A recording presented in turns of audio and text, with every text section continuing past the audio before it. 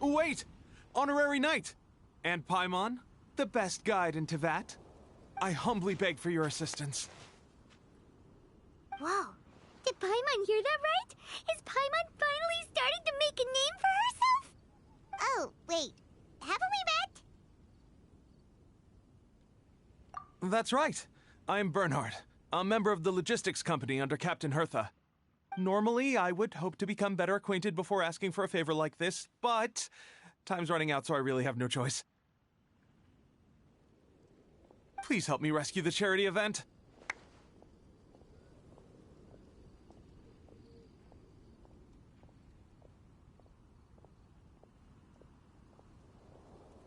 The charity event? Oh, right! Master Dean mentioned that. So, what's happened? Well, the Knights of Favonius wants to run a stall during the festival. The idea is for all profits from the sales to go to charity. Specifically, the funds will provide support to disadvantaged children and elderly citizens. We drew lots to decide whose job it would be, and as it happened, my experience is in inventory and shipping. Now I'm supposed to run a whole shop, but it took me forever just to think of what to sell. I'm already completely out of my depth. And that is why I humbly beseech you to render your assistance.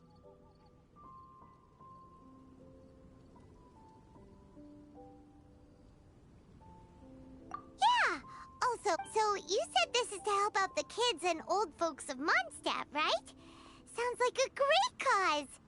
He's an honorary knight, and Paimon's a longtime friend of... Oh, I can't thank you enough. Right, let me get down to brass tacks. Before we can open shop, we need to amass a supply of fair brew jellies. This is the basic currency that we will use when running the stall. The wine merchants in the area are in dire need of raw ingredients for winemaking. Sell them raw ingredients and they will pay you generously in fair brew jellies. Also, there are some international customers looking to purchase beverages in bulk during the Weinlesefest period. They're on the market for an agent to handle their purchase orders. In the interest of establishing a long-term business relationship, these customers are usually willing to offer a generous price, and there's also room for negotiation with the wine merchants. The price difference is ours to keep as commission, and you can cash that amount in for fair brew jellies. So to sum up, our job is to sell ingredients to the wine merchants and place orders for the international customers, making sure to negotiate the price, right? Huh. Sounds much easier than Paimon imagined. Really? Well, that's wonderful. I have one order here with me already. Mr. Xavier May from Sumeru wishes to purchase 50 crates of fruits of the festival. These beverages can be bought from the Angel's Share stand. The shopkeeper's name is Georg. He's a very nice man, but he won't be pushed around. Please consider the price carefully and try to reach a good deal with Georg. I should carry on setting up the stall now. Once you've gathered enough fair brew jellies, come back here and we'll take it from there. You won't need to worry about supplies for the shop. I'm already in contact with the suppliers, and they'll send everything over once the funds are in place. All right, sounds good. We'll find the funds and you sort out the shop. This is an enormous help. Thank you both ever so much.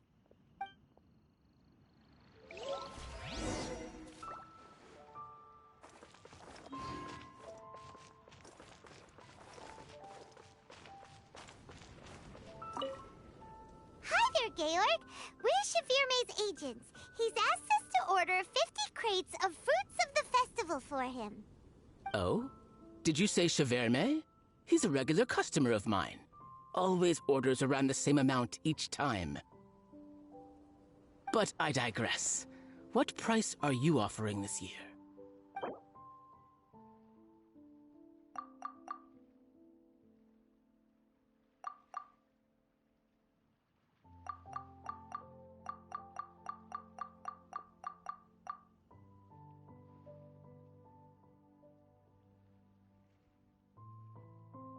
I'm sorry.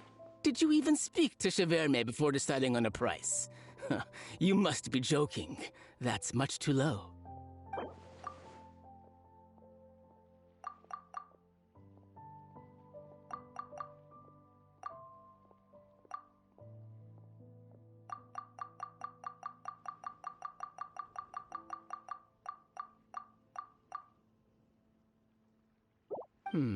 A little lower than I was hoping for, but he's a reliable customer. I think I can make it work. As usual, I will arrange for someone to deliver the goods directly to Shavirme's place of business. You won't have to worry about a thing. Just make sure you keep hold of this receipt. All right, let's keep bringing the funds in. We gotta work quickly if we want to gather all these fair brew jellies in time. Bernhard says we can approach this however we want, just as long as we raise all the funds we need. We get a commission for every order we help place for an international customer, so maybe it's not worth trying to sell loads of ingredients to the wine merchants. Still, just to make Can sure I we be a covered voice actor everything, for let's even take a just a look at the NPC other wine lol? I'll merchants. do everyone too lol, like let's get it.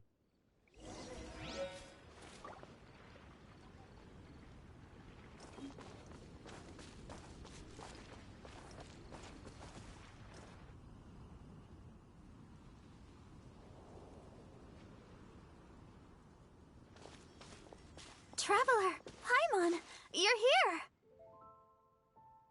Hey, it's Barbara! Thanks, and happy Weinlese Fest to you too! This festival is one of the most popular ones in Mondstadt. I'm so happy I ran into you guys here. I hope you have a great time. Oh, also, I heard from Bernhard that you're collecting Fairbrew jellies. I'm just curious, are you helping out with the Knights of Favonia's charity event? We sure are! Everybody's gotta do their part, right? The stall isn't up and running yet.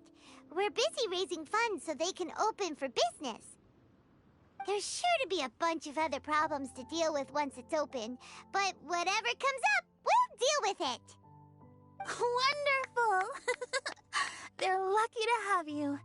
Now that you've joined the team, I just know it'll be a huge success. I helped out a small charity sale for the Knights once too. Although, my only contribution was standing out front and singing. Oh, and I also met the bard, Venti, there. He even persuaded me to perform an impromptu song with him. The music he plays is quite refined and elegant. At first, I didn't want to sing too loudly in case I ruined the style he was going for. But he sang a harmony to guide me in, and before long, we were sounding great. In the end, the audience loved it, and we sold a lot at the event. So Barbara's worked with the tone-deaf bard before? Yeah.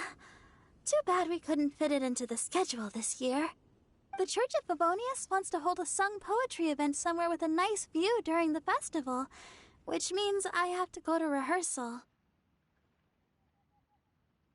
Yep, sounds like we've each got our own important work to do. Let's give it our all! Oh, thank you both. Well, maybe I can't stay here and sing, but I still want to do a little something to contribute. I can help promote your stall. Should I make some big posters? Or maybe some flyers to hand out? I'll have to pick a memorable slogan, too. And maybe it'll seem more sincere if I sign them. Oh, then again, maybe telling people in person would be more effective. Wow, With Barbara helping out on the marketing side, this charity event will get loads more attention. It's fine, really. It won't take me too long. Now I feel a little embarrassed. Let me think about it a little more and talk to some other people about their marketing experience. Traveler, Paimon, I'll see you later.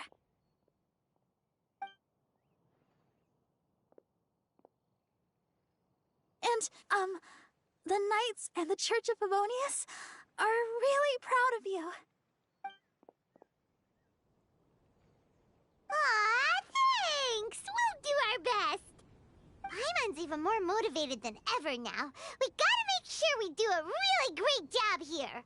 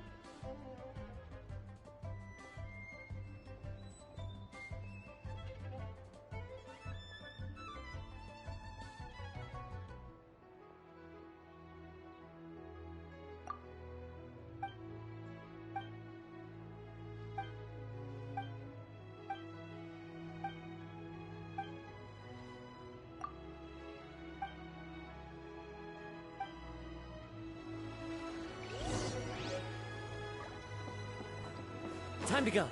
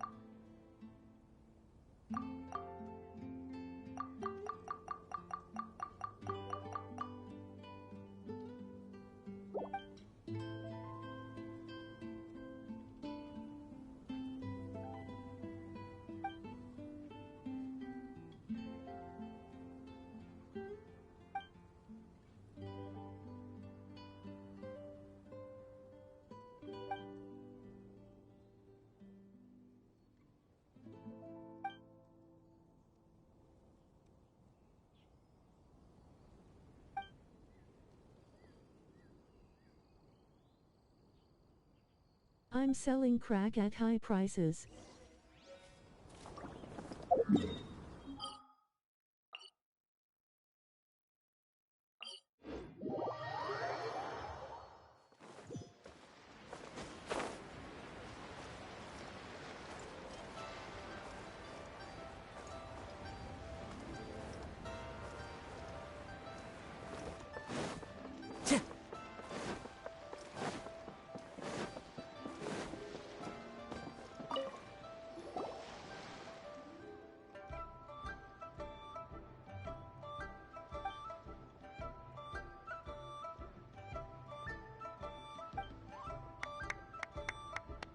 I'm primo jamming right, rip my wallet.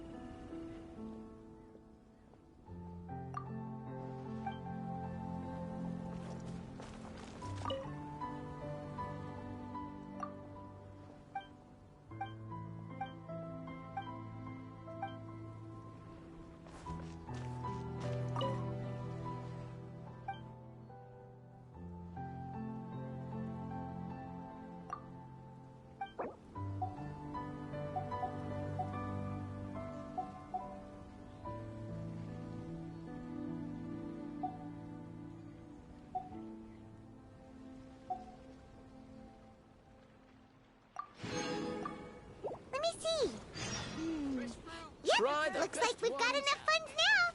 Let's go see Ingredients for Bernhard. wine brewing need to be affordable prices. Bernhard, we got all the funds you need. Already? Wow, you sure were. All right. Our suppliers are ready and waiting. Just give me a moment.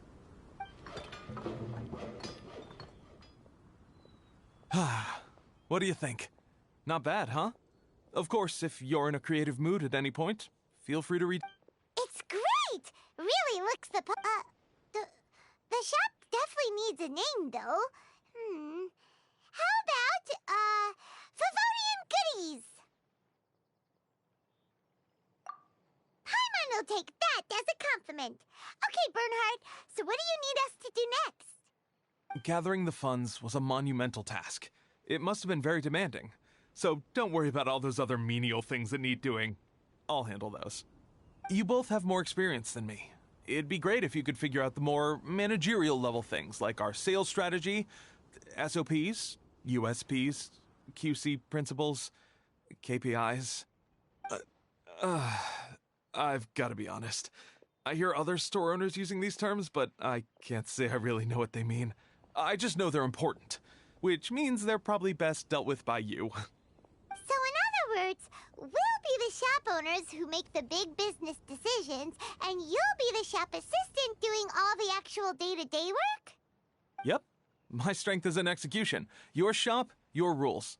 I am but a tool to be used however you see fit. That sounds a little extreme. This is for charity, remember? We're not some cutthroat business executives. All right, why don't you go ahead and take a type 5, Bernhard? The two of us need to touch base on strategy.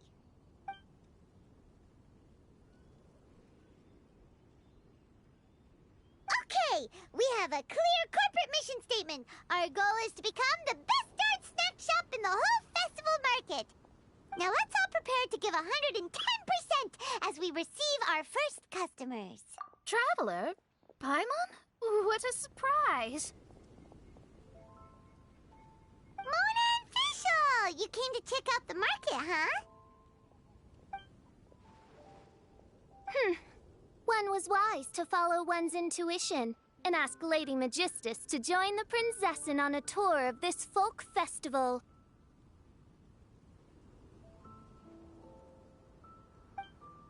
Extraordinary events Be may selling yet crack unfold, called Snacks even Fan on line up this and get it. Exceptional autumn day. Main Fräulein is battling hard to suppress the euphoria in her voice. Seeing you here has put her in the most wonderful mood. Oz, spare us your gratuitous embellishments. Maybe you should leave me to do the explaining. 50% off to the first 10 customers. Her Highness had a very nice dream and took it as a sign that something good was about to happen. Naturally, Her Highness's first thought was to come to me for some astrological guidance on the matter. She also noticed that the Weinlesefest was in full flow and asked if I was interested in checking it out with her. I, of course, agreed. I can take advantage of the festival period discounts to purchase some bulk supplies for my present column writing spree. I must admit, without Her Highness's reminder, the Weinlesefest may well have completely passed me by.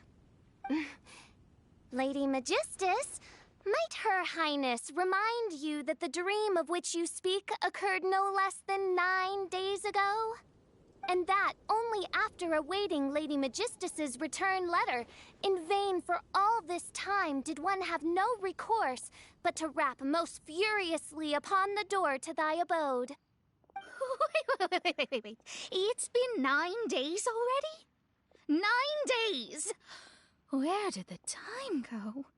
In light of the great importance this manuscript has to you, Lady Magistus, one shall not hold thy inattentiveness to the passage And of why time aren't you in against uniform? But I would implore you, Lady Magistus, to be attentive at least to the nigh overflowing mailbox outside your door.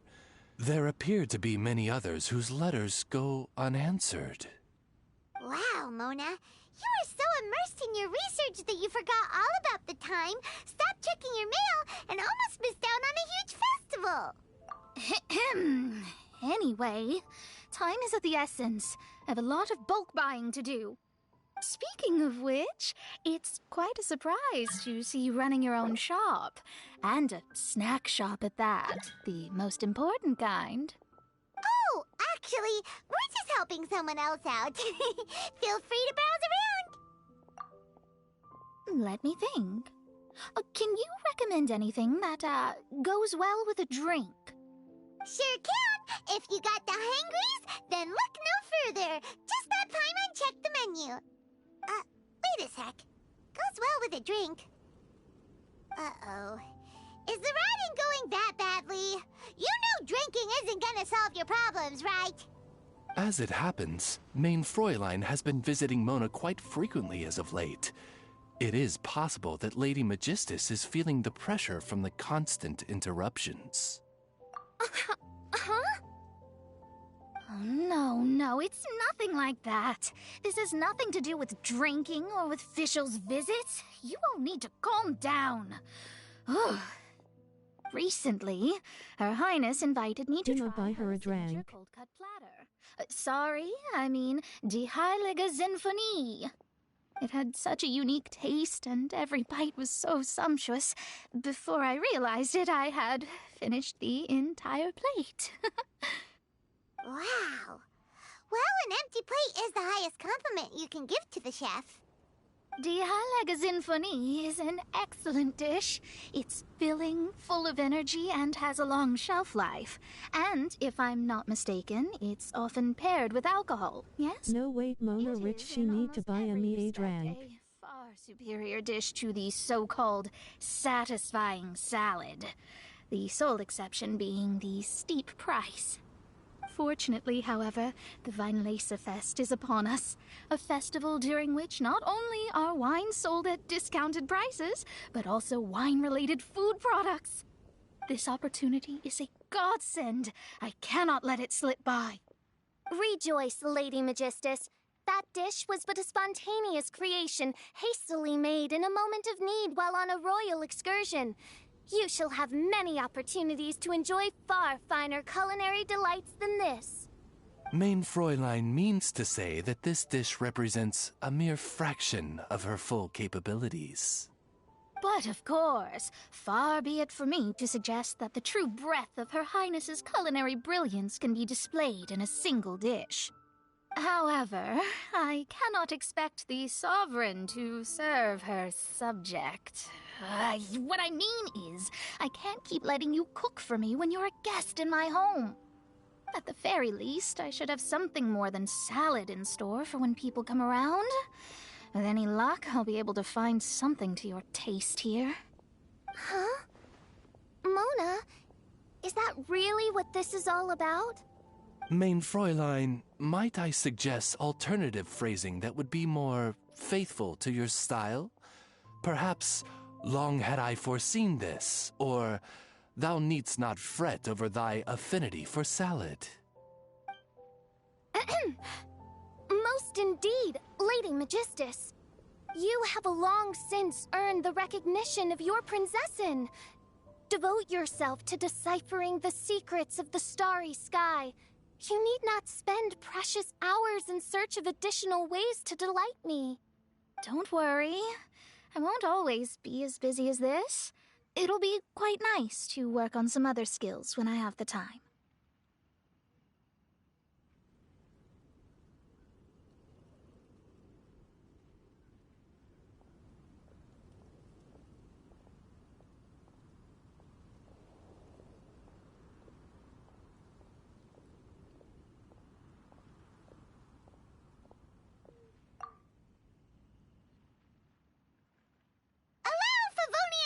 To be the solution to your troubles.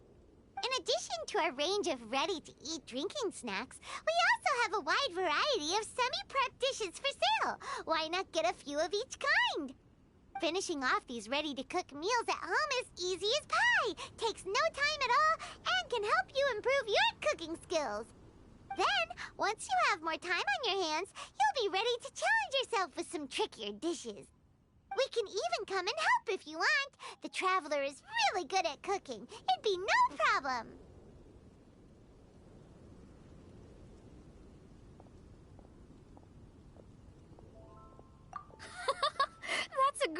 idea.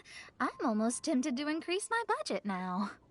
Lady Magistus, your princessin awaits your culinary masterpiece with great anticipation.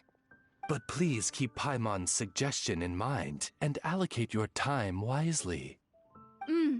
Oh, you just wait. The next time you dine at my home, I'm sure you will be pleasantly surprised.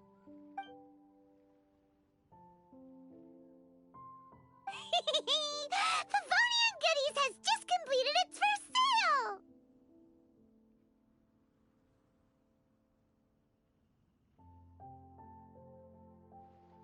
That's right! And it makes Paimon so happy to see a delighted customer find something that they really like.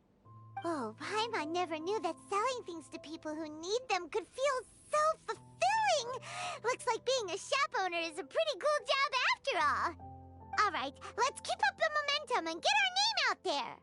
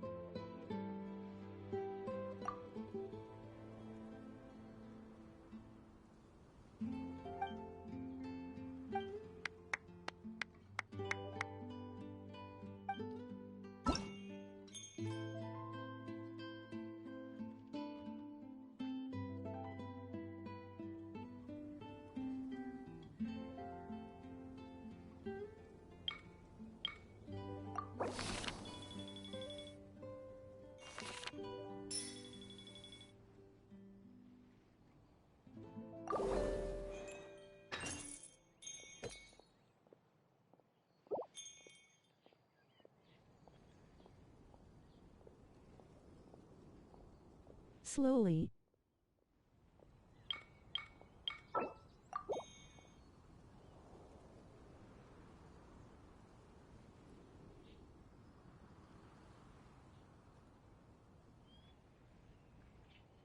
But surely I'm making bank.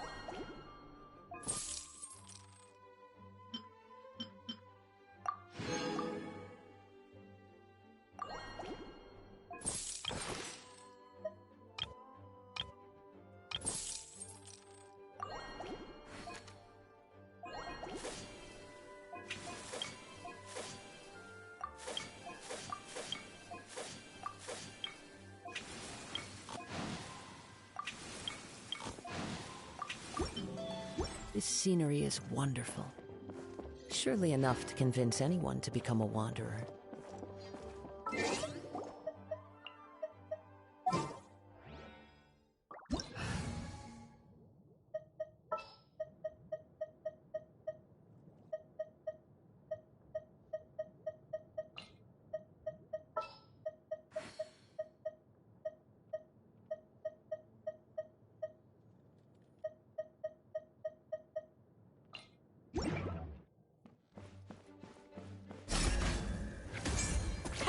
Too easy. Grant us your blessing. Fire hazard.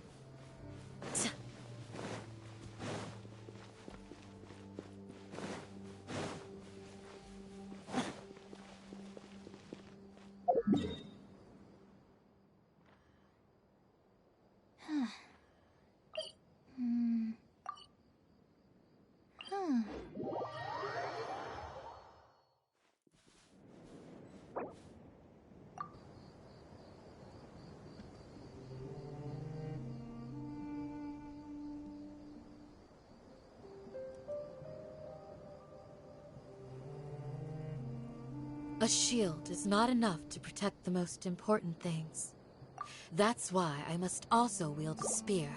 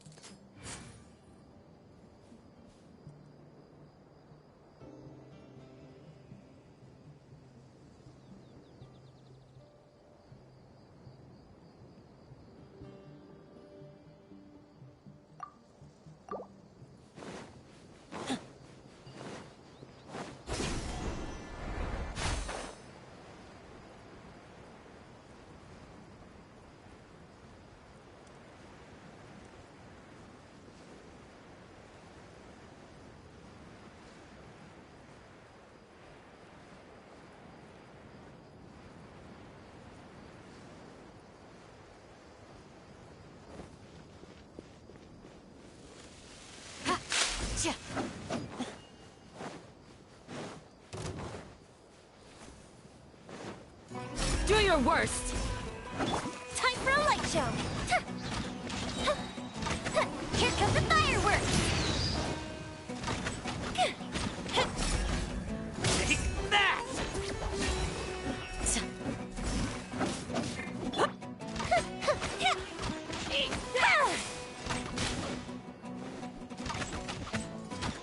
Fire hazard! Take that!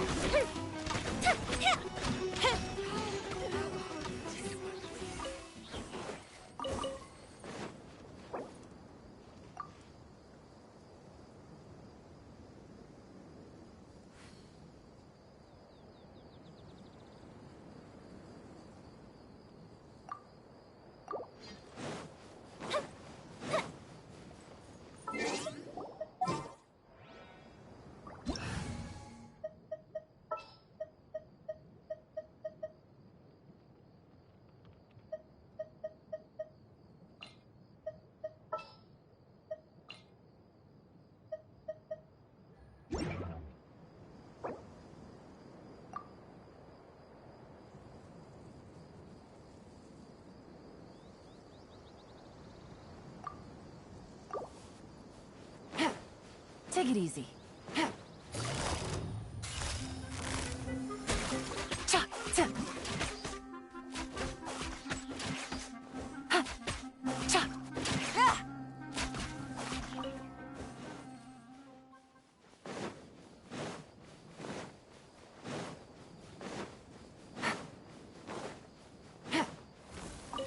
Busted.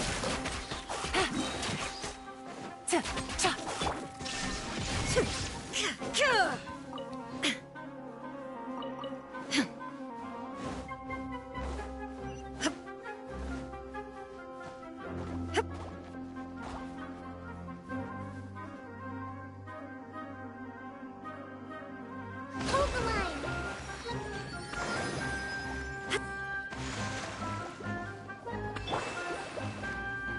Gather! Gotcha.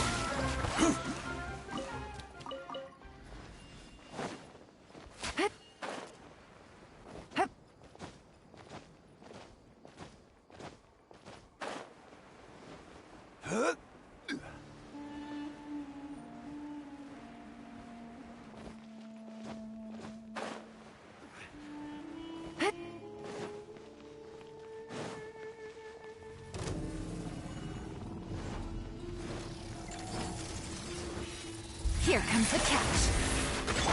Torn to oblivion! Illusion shattered!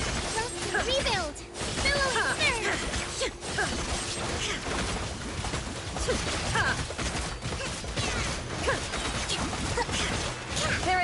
escape.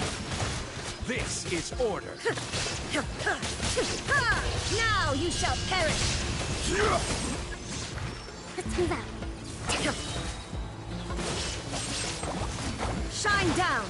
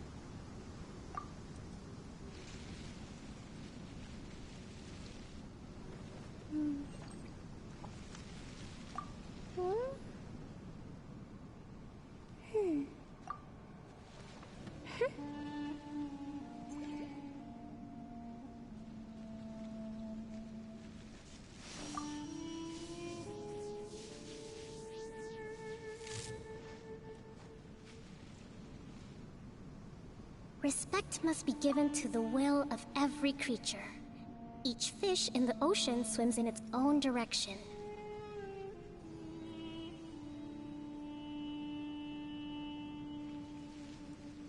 All the world holds dear is but a backdrop of constant motion. I stand before it, alone and unchanging.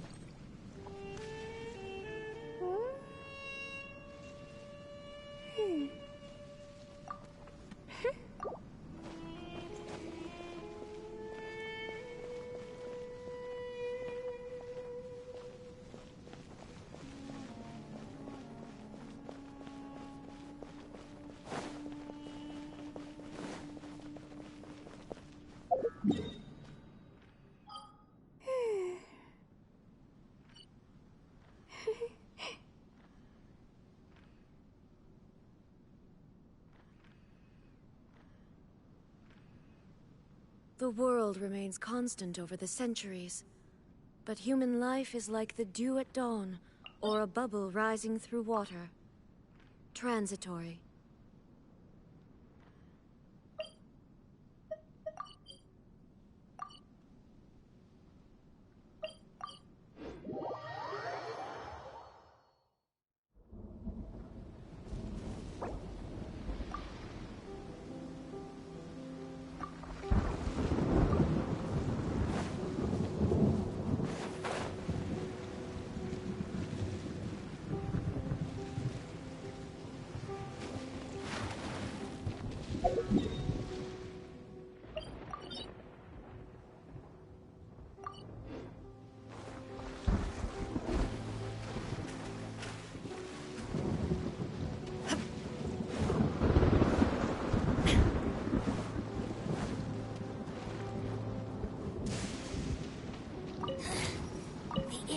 Shall be punished. Busted. Game's up. Fun's over. Inazuma shines eternal! Illusion shattered!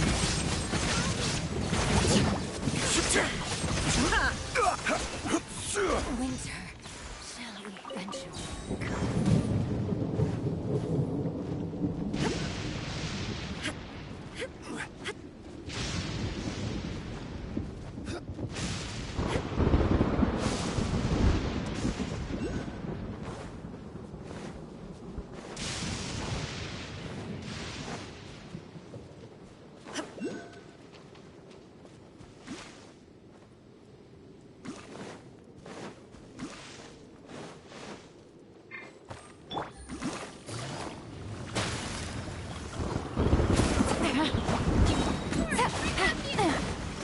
Things are about to get dicey.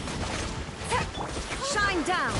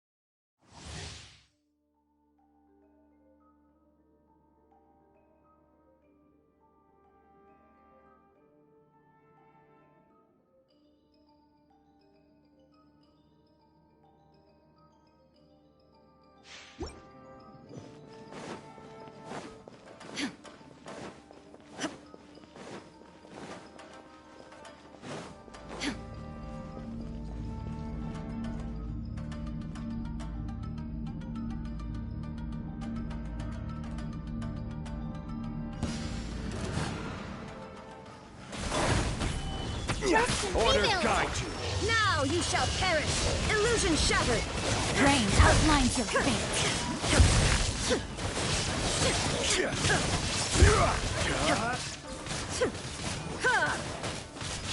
Billowing surge!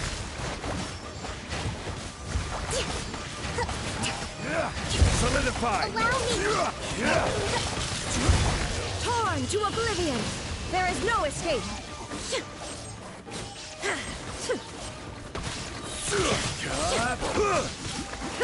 Know my sword. Illusion Let me shattered! read your verse. Covenant of the deep! Order guide you! Rise! Now you shall perish! Stabilize!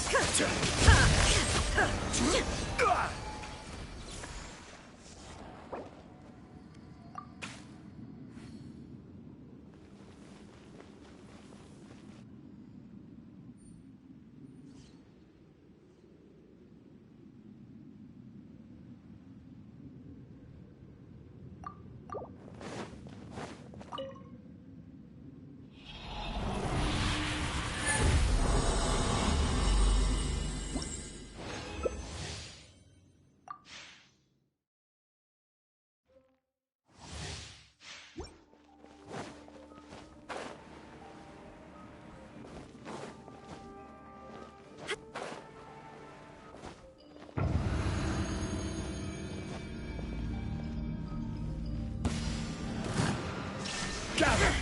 This is order!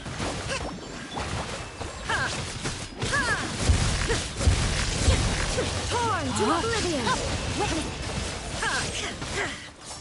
There is no escape!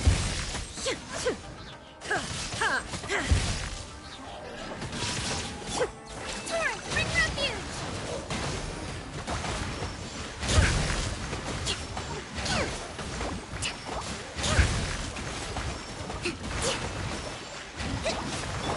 Now you shall perish!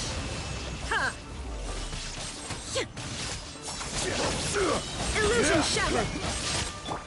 Billowing surge! Rest and rebuild! Gather! This is order! Let's move out. Inazuma shines eternal! power of the There is no wild. escape!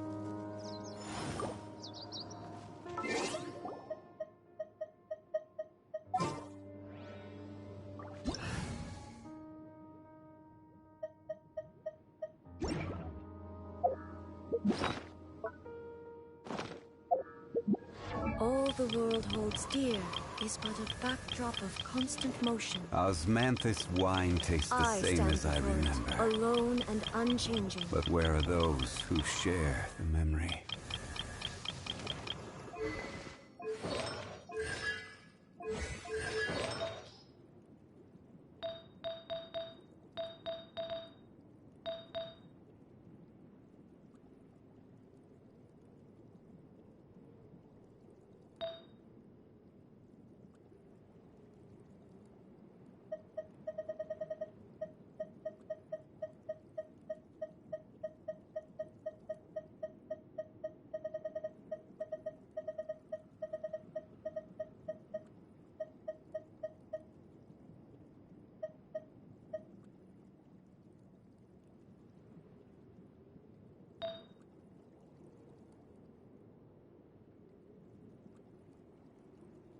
Osmanthus wine tastes the same as I remember. But where are those who share the memory?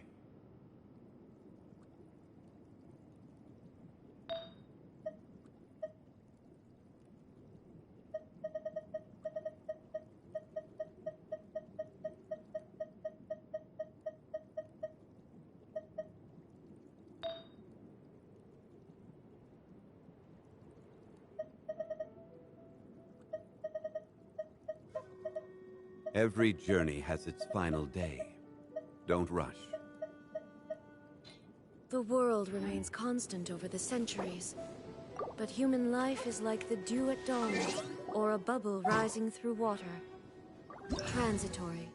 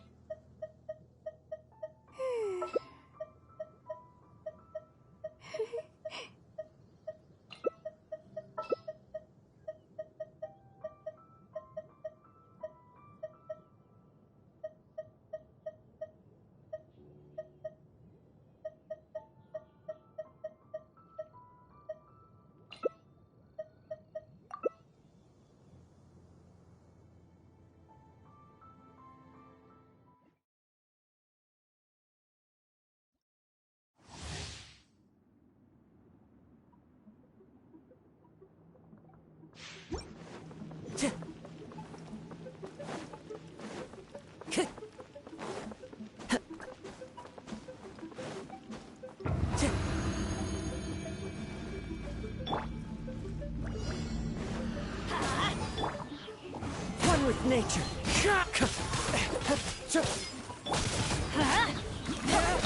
Everybody stand A touch of frost. Submit for Order guide you. Fallen leaves, adorn my night!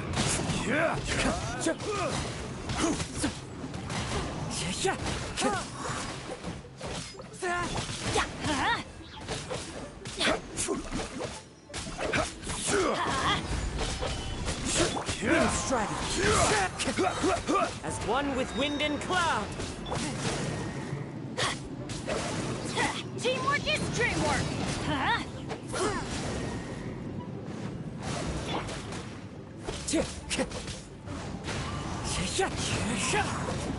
Forth, my blade! Spirit blade! I will have order.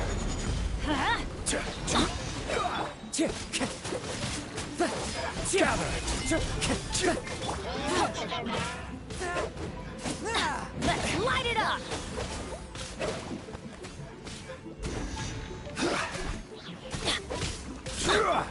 The wind knows me. I'm going in! Clouds high. The birds call.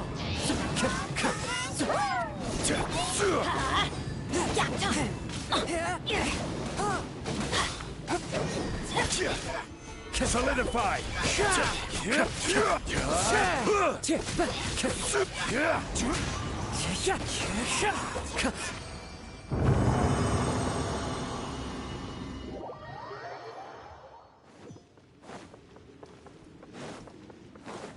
Time to go.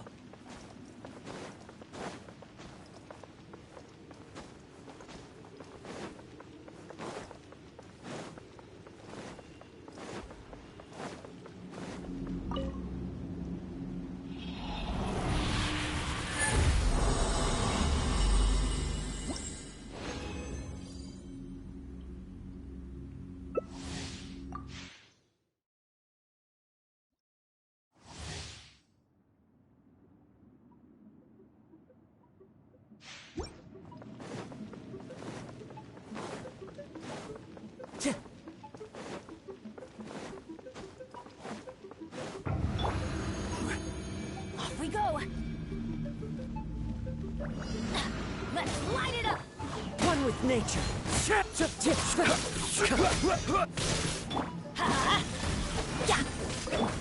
Submit for judgment. This is order. Teamwork is dreamwork! Fallen leaves, adorn my night! Fork my blade! Time to go.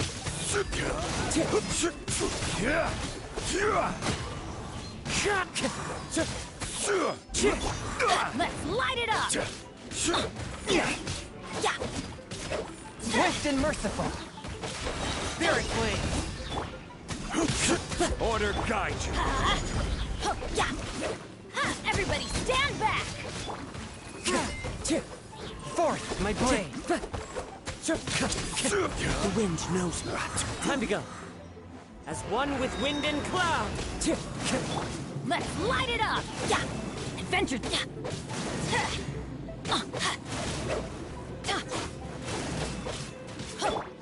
Into the wind.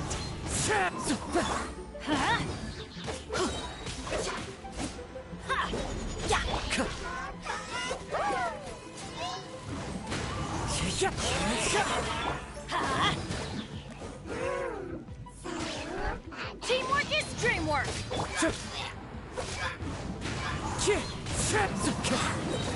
Clouds high. The birds call.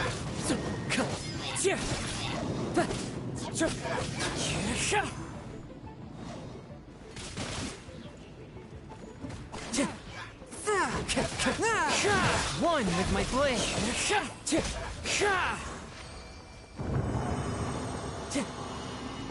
Time to go.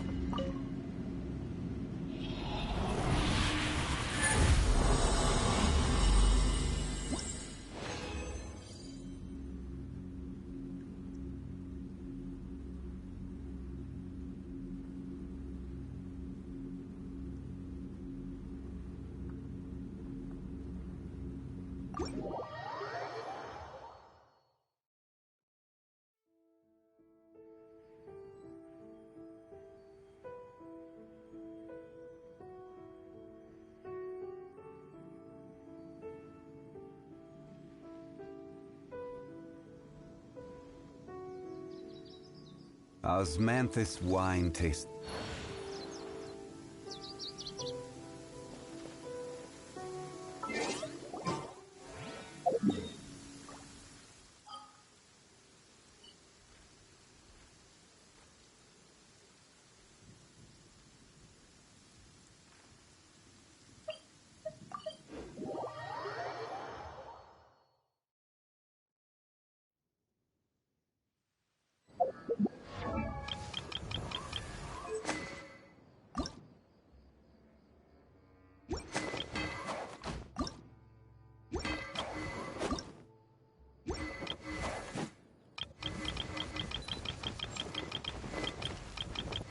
Inactivity serves no purpose whatsoever.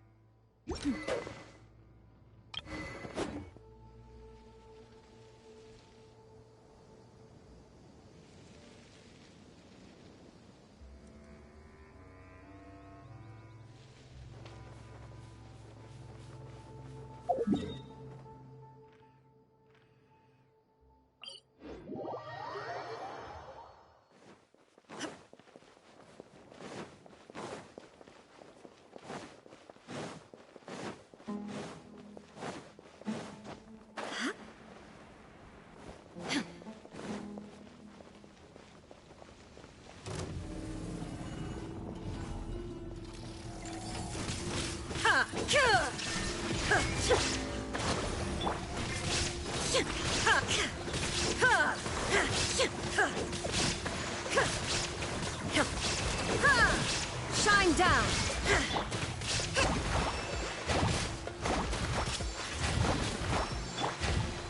Now you shall perish!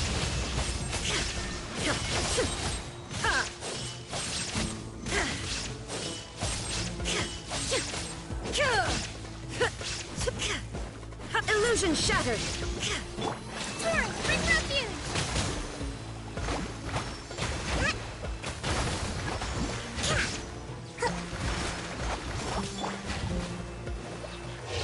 into oblivion! Shine down!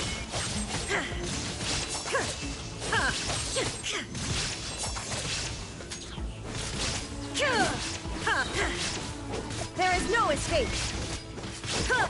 Hold the line! Inazuma shines eternal!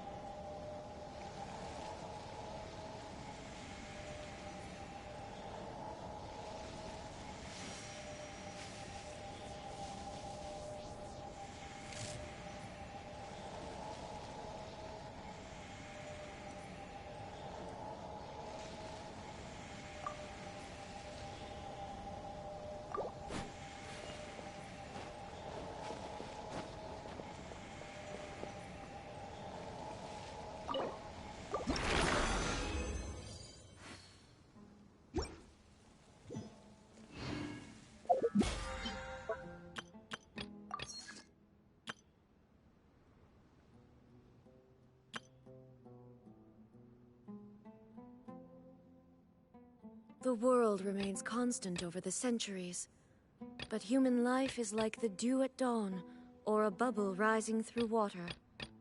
Transitory.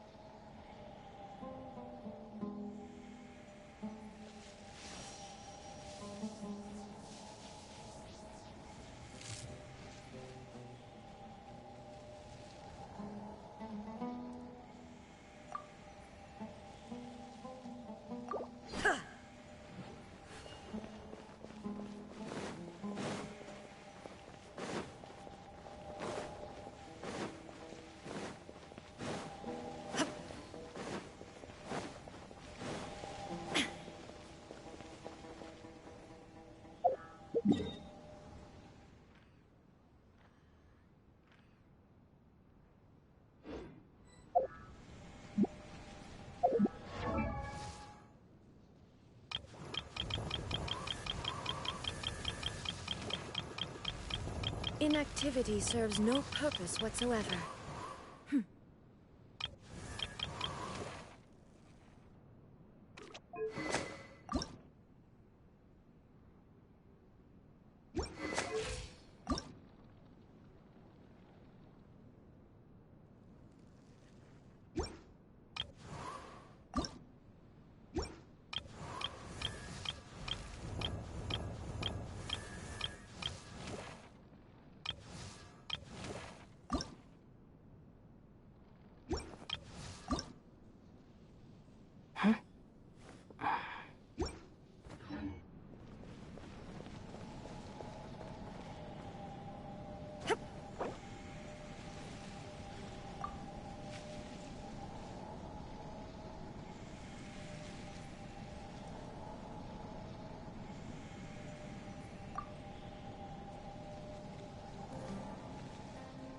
All the world holds dear is but a backdrop of constant motion.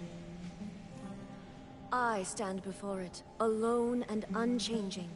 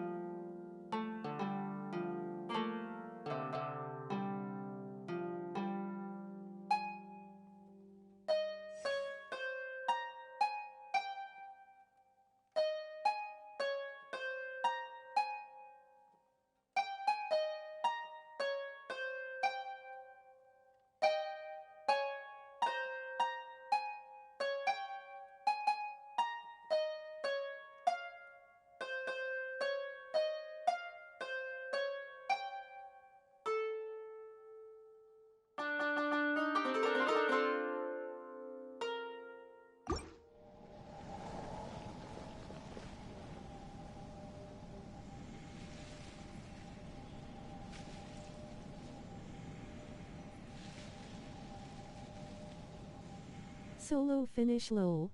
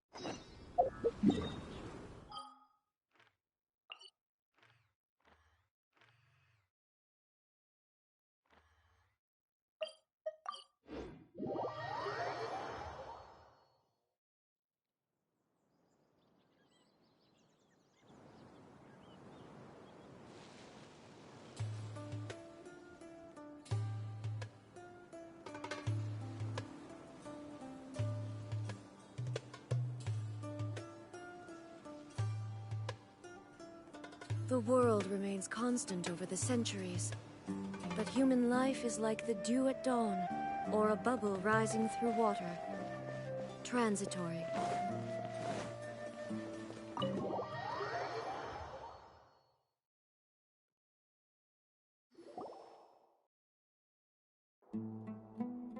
Sino is super vigilant. Is this what all the Matra are like? Ah, you're back already. We just wanted to confirm something with you. Do you know a boy by the name of Isak? I had a feeling he'd go looking for you. Huh? You knew this would happen? Yes. Although he tried his best to stay hidden, I still noticed him eavesdropping outside the window. He really wants to get his grandfather back. Isak's parents were both Aramite mercenaries who rarely returned to the village after finding employment in the city. He was raised by his grandfather. Unfortunately, it was only a few years before his grandpa passed away. Isak was still very young at the time, so various families in the village took turns caring for him so he could survive. Later, an elderly mad scholar arrived at the village. Isak thought the scholar bore a striking resemblance to his grandfather, and thus often spied on the man. However, The scholar was unkempt in appearance and incoherent in speech. Although Isak referred to the man as his grandpa, he was afraid and didn't dare to approach him. One summer night, the oft mumbling and bumbling grandpa suddenly calmed down and seemed to become more lucid. He even noticed Isak hiding in the distance. So Grandpa walked up to Isak and patted him on the head. He even took Isak to the entrance of the village, where he patiently taught the boy the names of the stars, and accompanied Isak until he fell asleep. The next That song I played even though I just hit random buttons sounded really nice. Only to realize his grandpa no longer recognized him. However, even so, Grandpa retained his calm expression. It's said that those who saw the scholar claimed he no longer appeared to be crazy, but appeared to be living in his own world, almost as if he were sleepwalking. Isak was thrilled that his grandpa was able to find peace and would follow him all the time. Sino, come home already. Grandpa, want me to take you somewhere fun? Or, Grandpa, could you tell me stories about the stars again? All this somehow just makes Paimon feel really sad. It seems like they both deserve so much better. Perhaps. Nearly everyone who lives in the desert has some form of hardship or regret. But even so, we must still continue on with our lives. It's also my reason for fighting. I must continue to protect this land.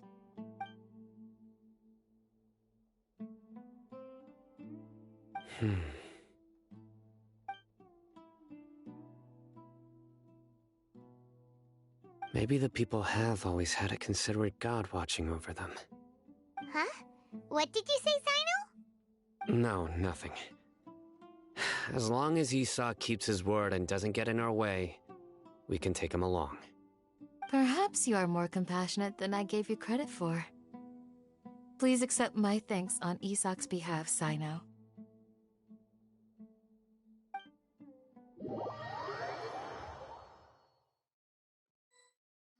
Hey, Isak! Oh, it's you guys! We've cleared everything up. Let's go find your grandpa. Really? Wow! Thank you so much!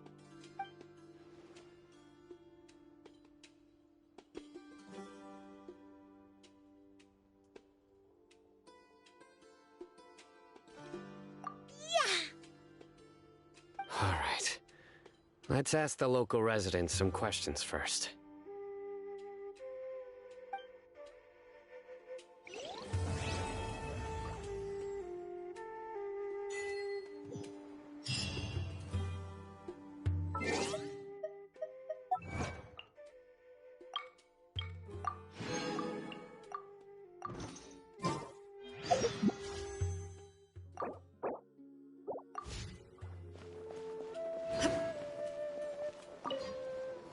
Excuse me, did you happen to see where the missing scholars went? You mean the village keepers?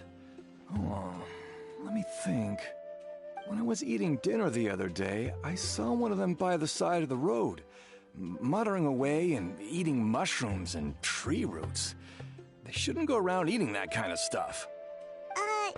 Okay. Did you notice anything else? Anything else? No, I think that's all I have to tell you. Sorry.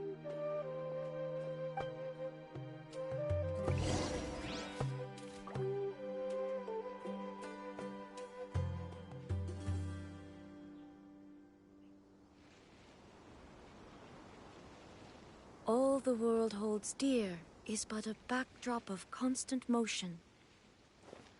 I stand before it, alone and unchanging. The scholars that have gone missing. Have you seen them? Those eyes. Those fierce eyes. You look like a real fighter. Don't change the subject. Right. You were asking about the the mad scholars. I think it's been a few days since I last saw them. I usually go to bed pretty early, so I'm not too familiar with what goes on at night. But honestly, I feel quite sympathetic towards them. Even though they act a little strange, they've helped me in the past. If it weren't for them, my house would have collapsed long ago. Do you also think Grandpa and the others are good people? Grandpa? Oh, hello there. It's little Isak. You mean that nice man who looks like your grandpa's long-lost twin, right? He was actually the one who protected my house. I saw it with my own eyes. He happened to be staying near my house that day and was doing something with his hands on the ground. It still feels pretty surreal now that I think back on it. Did someone teach them how to do that? Well, whatever the case, I'll always be thankful to him and whoever taught him to look out for others. I'm pretty sure that if I ever went mad, I wouldn't be able to do anything like that. Gotcha. Thank you.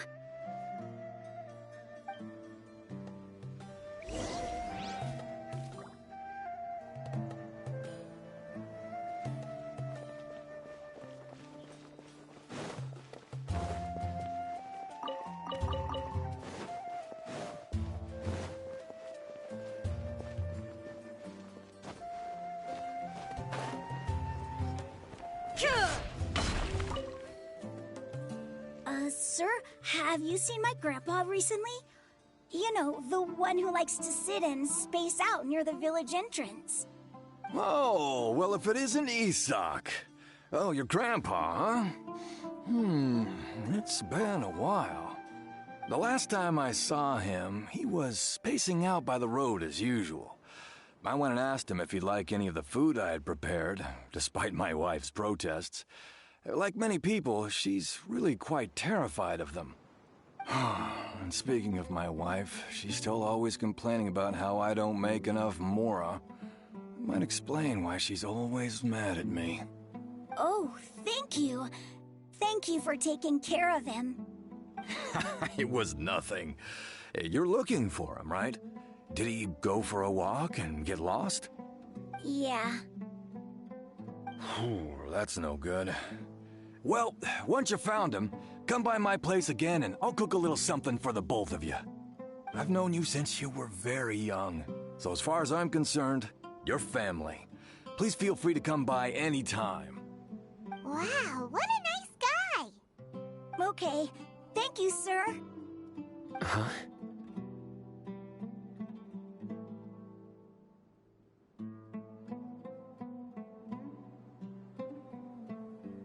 Don't say anything for now. Isak, stay here. Let's head over there. Stay quiet as you move.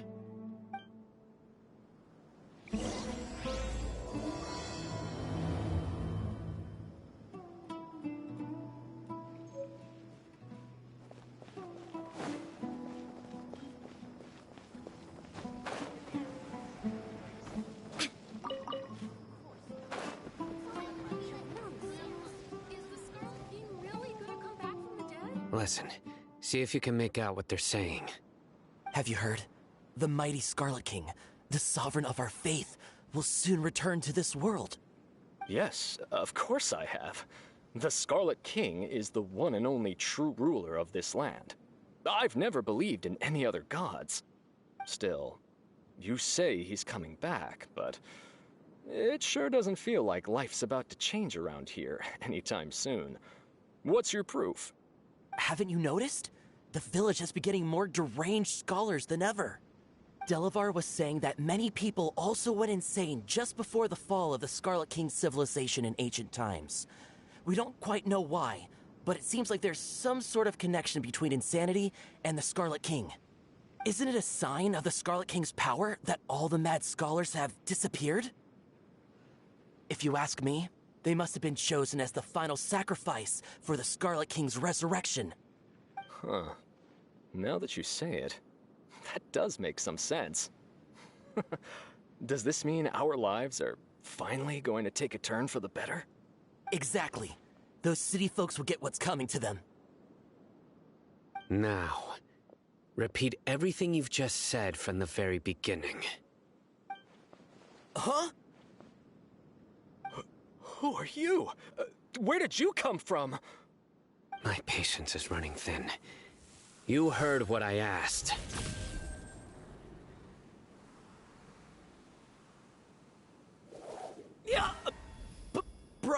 This guy's something else. Just look at his eyes. That man looking Ash. Flay us alive. Let's not get on his bad side, okay? I am no match for this guy. Oh, okay, good sir. What is it you would like to know? Tell me about the Scarlet King's resurrection. Well, I only know a few things from hearsay. I know jutsu. Went for a drink the other day and heard others talking about a rumor that the madmen will disappear and that the Scarlet King will return to this land. I'm not making this up. I swear. Hey, go on. Keep talking. It's true. It's all true, sir. We desert folk have had more than enough. Catch these Sino hand fam. They keep sending us all their mad scholars and won't let us have a good life. Would you want to live like this if you were in our place? The radicals were even more thrilled than me when they heard the news. We're all praying for the Scarlet King's speedy return. Delavar also said that once the Scarlet King returns to our side, it's only a matter of time before we conquer the land on the other side of the wall. They're all willing to serve under the Scarlet King and fight for a share of the glory. Is that so? Seems like he still wants to know more. Keep talking. Got it. At first, I told myself it was just the drink talking, but then all the mad scholars vanished without a trace, just as the rumors said. Please don't beat me up just for mentioning these rumors. If I'm guilty, then everyone else around here is also guilty. I'm just saying what the others said. The people here really like the Scarlet King, but dislike the Dendro Archon. Where is this radical person you talked about? I haven't run into him over the past few days, so he probably hasn't been around the village. What about you, man? Have you seen him at all? No, not at all. We wouldn't dare lie to you. He's really not here right now. Sounds like you're not too close with the radicals. No, of course not. All we know are their names. I have many ways to stop you from talking. And many others to stop you from sending warning messages. So you'd best just stay home and hope I don't hear of you trying to contact anybody. Don't do anything until I've gotten to the bottom of this. Try something foolish, and even Candace won't be able to protect you. Yes, got it. We'll do just as you say. That scared Paimon half to death. Sino is pretty terrifying.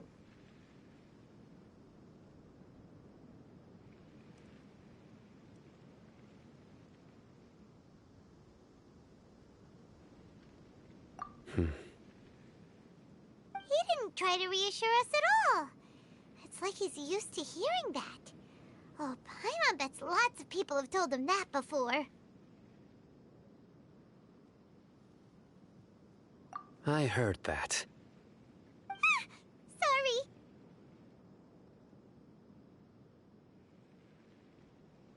It's part of being a Matra. The rumor we heard just now seems like a strong lead. But we need to check a few more places.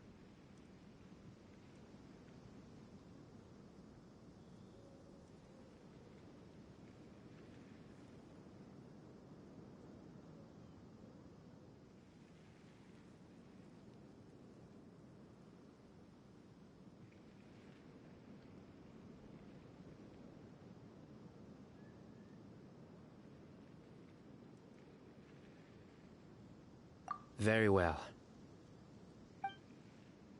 Isak! I'm here. Where's your grandpa's house? Well, I can take you there. Just follow me.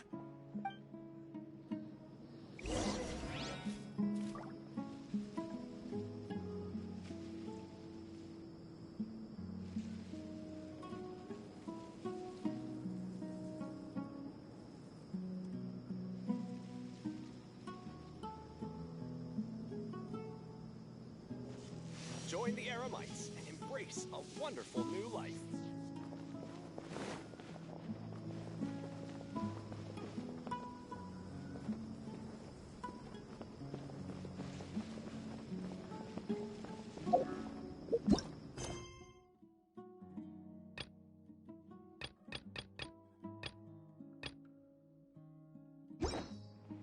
Grandpa? Oh, he likes to be alone. Sometimes he stares at the sky in a daze, and other times he just pokes at the ground with his fingers. Every now and then, he yells out at the top of his lungs, so a lot of people are really scared of him. But he's a good person, really. I know he is.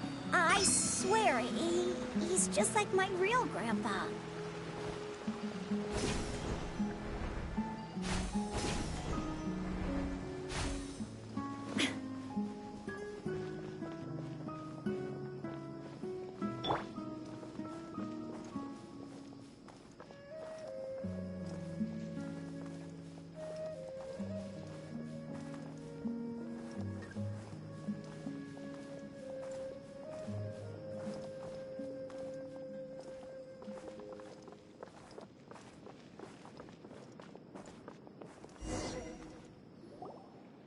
Well, this is where Grandpa usually stays.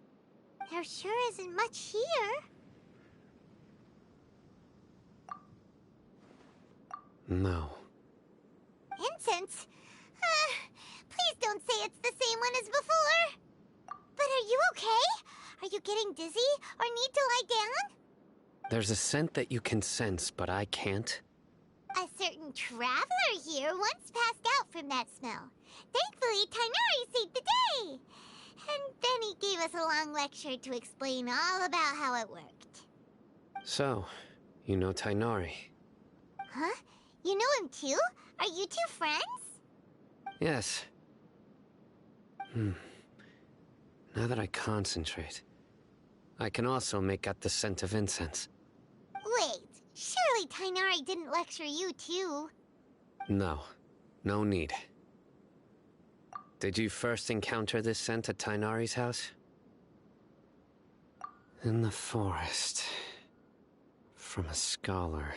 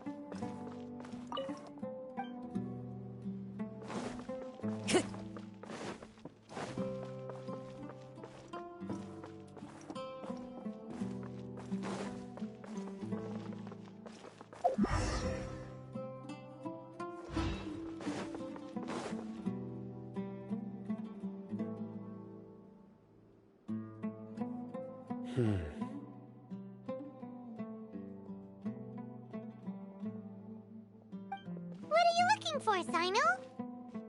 Here it is. Take a look right here. Paimon doesn't see anything. Although the traces have been completely buried in the sand, there are footprints here. From the size and shape, they belong to an adult male. This pattern is a common one from this area. Local shoes. This was probably someone from the village. The scent is quite faint, but still extant. The footprints head in the direction of the door.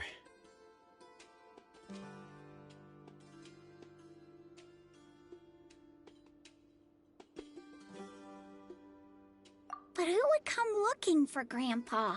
We'd have to ask whoever lured him away. Huh? So you can lure someone away with just a scent? Hey! What's wrong with liking good food? Everyone's got something they love in life. Exactly. Most scholars are fond of incense, since the smell supposedly helps them clear their minds and discover new knowledge.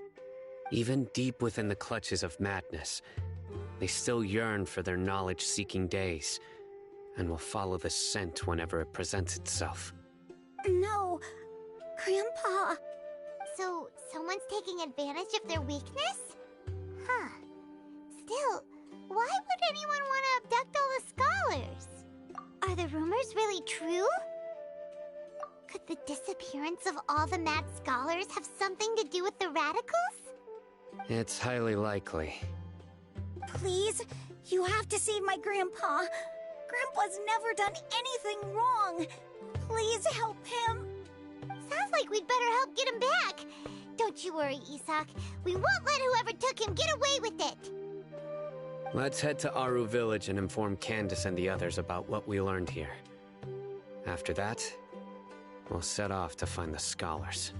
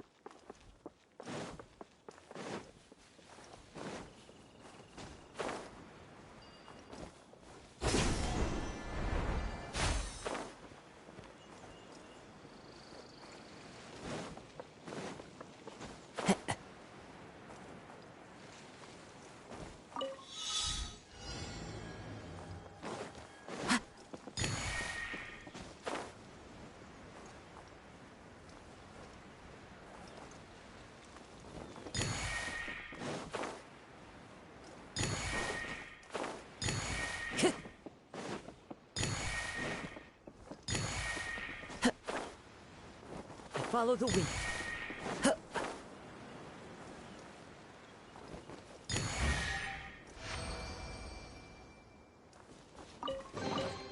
A fateful offering.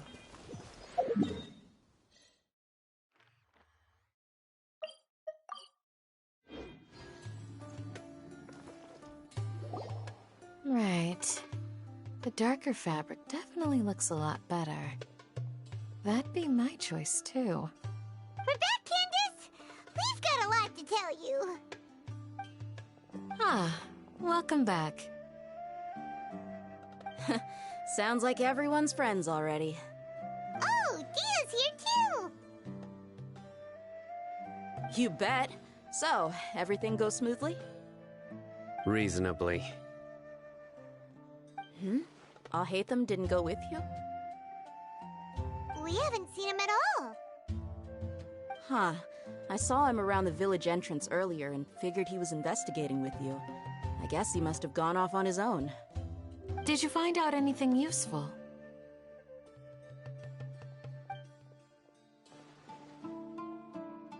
I see. So someone used a kind of incense to lead the exiled scholars away from the village.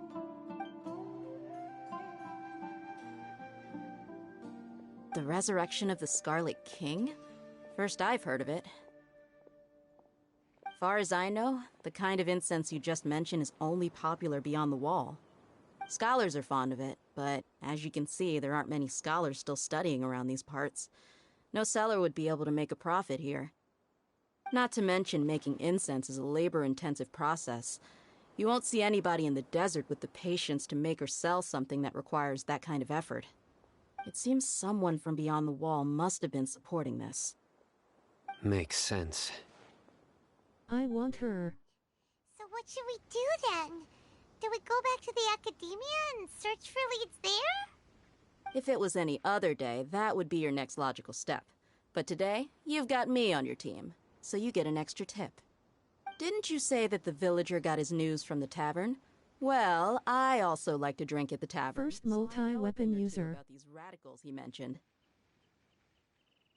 If Paimon remembers correctly, the leader of the radicals is some guy called Delavar. Ah, yeah. Delavar, the scar-riddled bandit, Engur, the wide-eyed butcher, and Jabari, the duck-tailed bearded crook. The whole lot of them are known around these parts. These guys have one thing in common, and that's being broke. The rougher life gets, the more they want to believe in the Scarlet King. Way they see it, the Scarlet King's resurrection is their only chance at overthrowing the Academia. Throwing all of Sumeru into chaos is the only way to change the way of life here in the desert. Anyway, that's my guess why they've chosen to become radicals. Tia! You're amazing! You really know this place inside and out!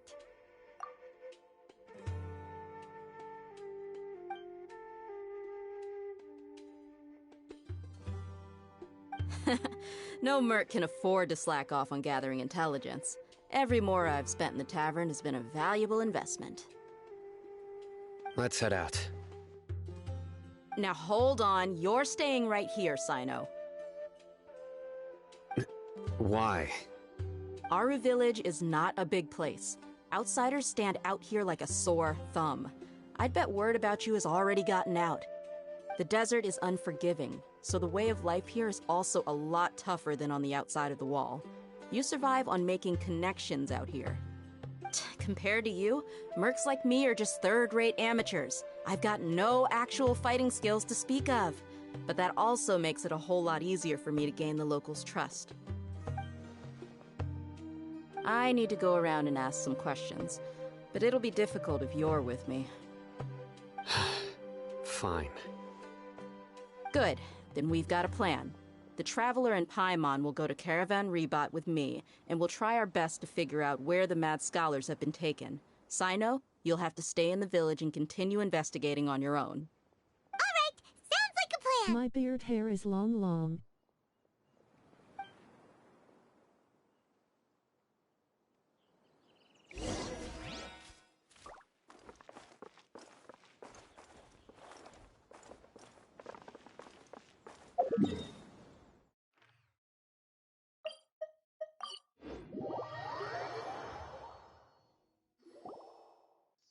Well, here we are again! Sounds like you're starting to get familiar with the area. Paimon's amazed every time we see the wall of Samiel. How can a wall this tall even exist? It's almost unreal. I know what you mean. I had the same question every time I walked this way when I was a kid. Also, why is this high wall here? And can a wall really block sandstorms?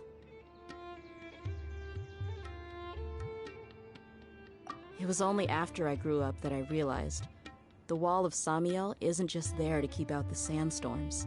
It serves a more important purpose, keeping out people like us.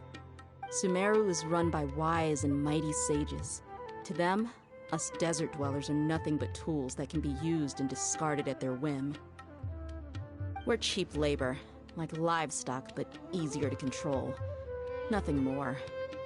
Even if a child from the desert got the chance to obtain an Akasha terminal, almost all their requests for knowledge would be denied. The academia believes we're underserving. Geniuses like Sataria are 1 in a million. The other children never get a single chance to try and rewrite their fate, even though the academia knows very well that we're humans, just as they are. That's terrible. I would tear down this wall with my own hands if I could.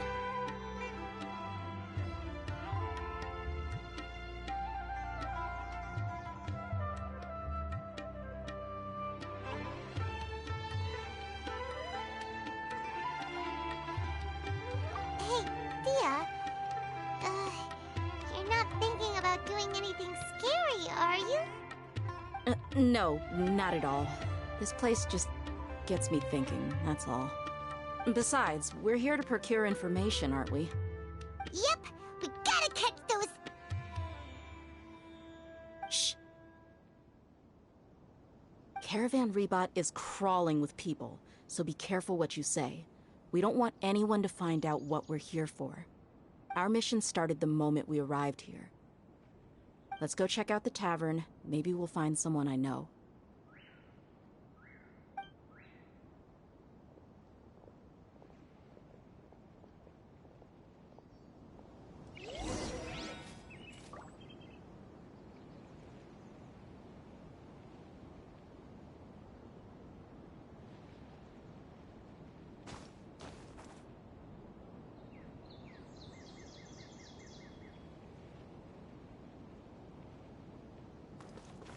Time to go.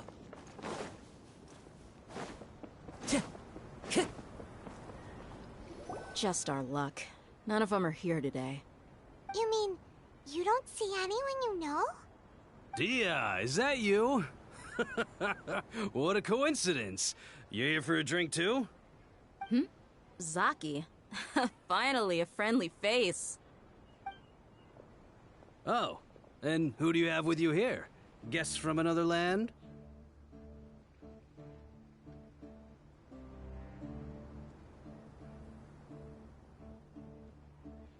Hello, hello. I'm Zaki. Dia's, how would you put it? Drinking buddy? We've had drinks together a few times. You could say we go back a ways. Anyway, as far as my friends here, they aren't too shabby, are they? You rarely see any Outlanders so friendly and respectful nowadays. Absolutely. Much better than those people on the other side of the wall. So, Dia, are you looking for someone? Yeah. Have you seen Engur, Delavar, or Jabari recently? Of course I have. Matter of fact, we were all here drinking together just a few days ago. I've got a spice trading deal from another nation. I thought maybe Delavar and his friends might be interested. Know where I could find him? Ah, how thoughtful of you. Then I assume you also know that Delavar's been having a hard time making ends meet these days, so you came here to help him out? Hey, keep it down. Let's just say I prefer to keep this deal a secret. Y'all at Caravan Rebot are like family. If there's more to be made, why not do it together? Besides, Delavar and his friends have muscle. They'd be a good fit for escorting the goods. Yes, how considerate of you. Delavar's my friend too, so of course I can take you to him. Come with me.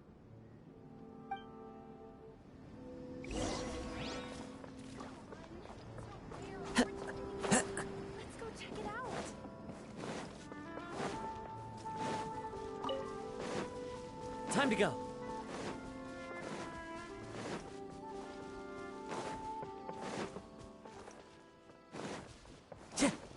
Time to go.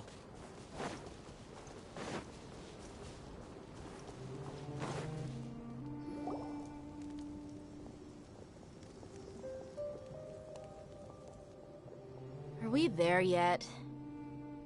Yep, this is the place. This place is practically deserted. What are they doing in a place like this?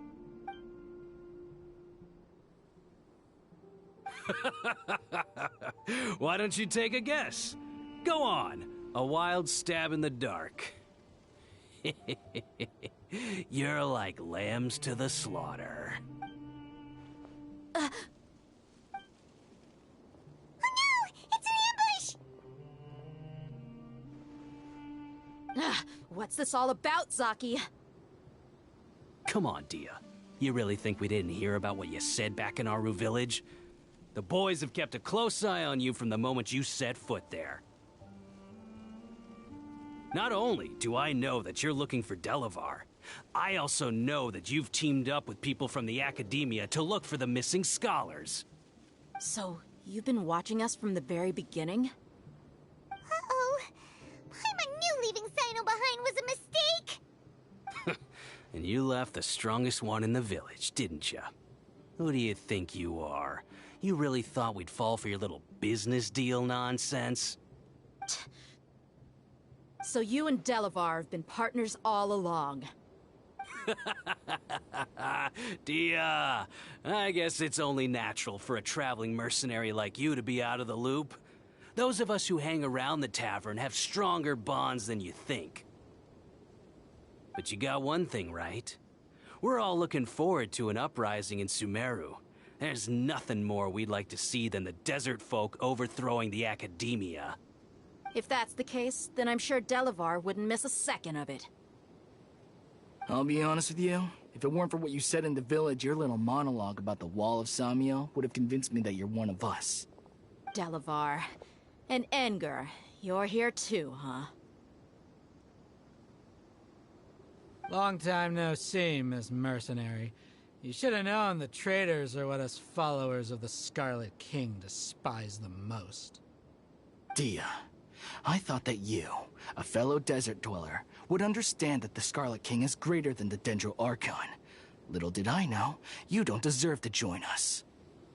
Yeah, gee, what a missed opportunity. Adopting radical views and kidnapping innocent scholars, all because of some baseless rumors. Anything else I'm missing out on? See? There you have it. Mercenaries are just a bunch of faithless scum with only one thing on their minds. Mora. Pathetic. You're all like a pack of street rats. You're not wrong. Mercenaries are driven by Mora. Can we fight already? With whoever's paying me. As long as there's a profit to be made, anyone can become my friend. Enough talking! Get him! Catch. Feces. Just as I expected. And? Let's teach him a lesson, traveler.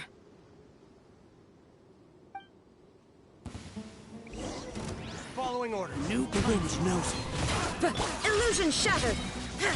Rest and rebuild! Impossible! How could you? So, what do you think about your meticulous network now, Zaki? How did you say it? It's only natural for a traveling mercenary like me to be out of the loop. I'm guessing your informant told you that I'm just an incompetent merc with no real fighting skills, correct? I mean, that is what I said after all. And of course you would believe everything he reported. The only thing you know about me is that I'm a mercenary, but you've never seen me in action. Even though you heard we went to handle monsters together, you believed that Candace was the only one doing all the real fighting. That so-called Flame Mane is just a fraud. She admitted it herself. She just uses her connections to gain the trust of others. That's what you thought, right? Ugh. You lied in the village because you figured that we'd have people watching you. And you were stupid enough to fall for it. I figured as much the first time we drank together. You all thought you were so smart. Pathetic. Okay, that should be all of them. Whoa! So you've been planning this since we were in Aru Village? No task can be done without preparation. I just happened to notice a couple suspicious-looking people while you were out investigating. Oh, but instead of catching them right away, you let them report back. Those two who were snooping around were just a couple small fries. If we want to get the real catch, we have to be patient and give it some time. Oh, you mean the funny name she mentioned back in Uncle Ampu's house? The wide-eyed butcher, scar-riddled bandit, Paimon can't remember them all. That's just a bunch of drunk talk. Edgar and Delavar like to talk themselves up when they're drinking. Edgar, the wide-eyed butcher, and Delavar, the scar-riddled bandit, are the nicknames they came up with for themselves. Alcohol has a way of making people share what they really think. So Edgar and Delavar are always rambling in the tavern about how the Scarlet King is a superior deity. What about Zaki? He's just a numbskull who fell right into our trap. Zaki was probably the best hidden of them all. My initial plan was to find Delavar first, and then try to track him down. That's what you wanted to ask when we were at Uncle Anpu's house, right? Jabari is one of the villagers you talked to. You know, the one who wanted to treat Isak and his grandpa to some food. Wait, so he's a radical too? No, he isn't. I just needed to tack on a random villager name to make the eavesdropper think that I was making some wild guesses based on my impressions. Wow, what a genius idea! Well, that's an expert mercenary for you. Ah, you're too kind. It was straight from the usual playbook, if I'm honest. So, that thing you were saying before, is it really true? About what? About how mercenaries only care about Mora, and that anyone's a friend as long as there's a profit. Does that bother you?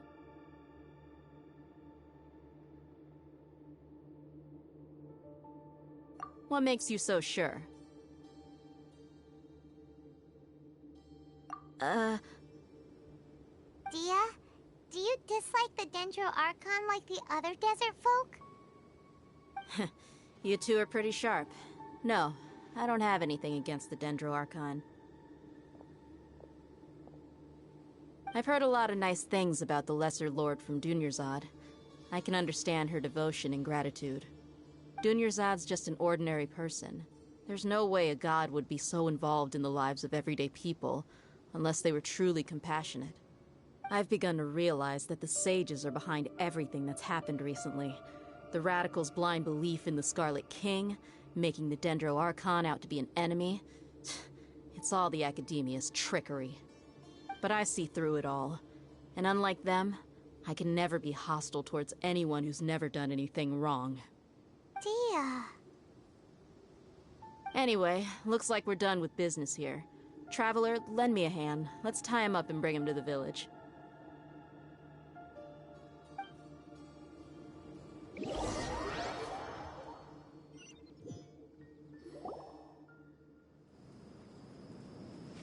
This should be all of them. I'll let you take it from here. All right. I'll be in touch. Until then, please stand by. Candace, do you need any help? Candace will be okay on her own. I trust her, so you can too. She's been guarding Aru village for quite some time now. If anyone is qualified to question the offenders, it's her. While I'm questioning them, why don't you pass some time by exploring the area? I'll meet you back here tomorrow morning, Traveler.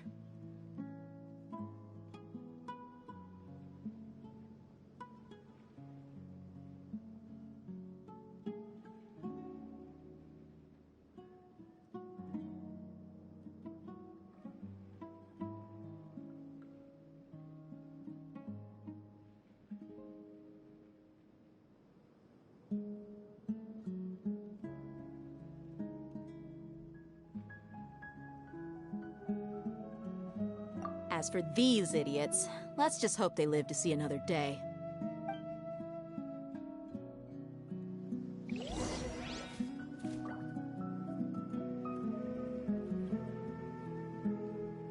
You heard the question. Now answer me.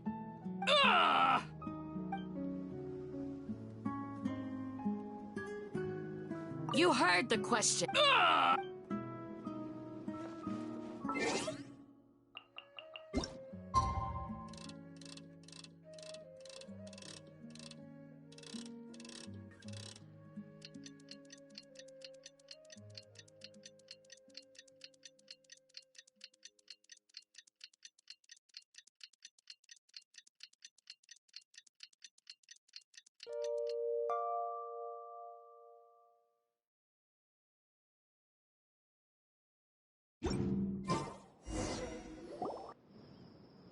Hey, Dia!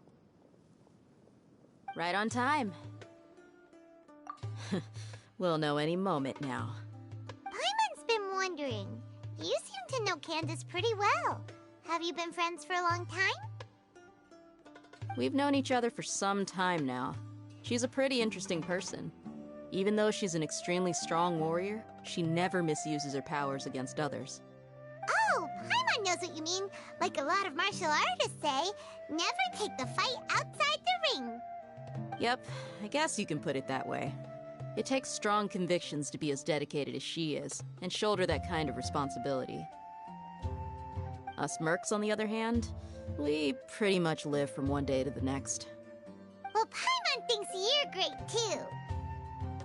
Really? Thanks for that.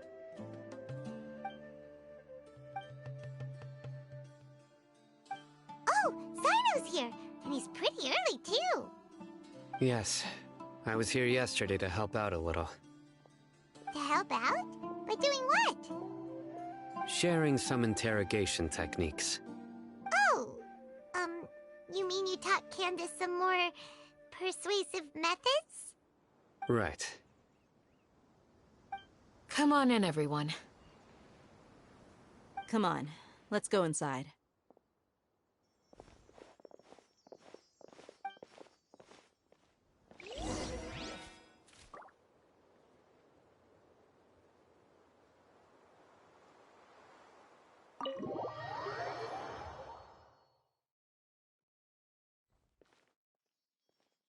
Candace, where... Whoa, you look furious. Do I?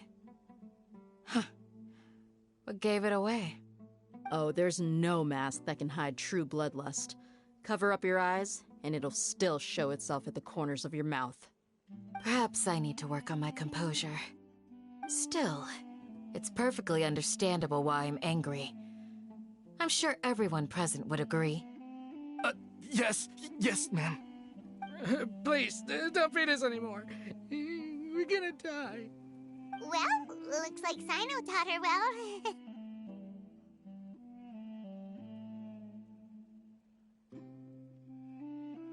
You fear death yourselves, yet you do not hesitate to place the lives of others at risk. The absurdity is mind-boggling. The ones you call mad scholars are known to us as the Village Keepers.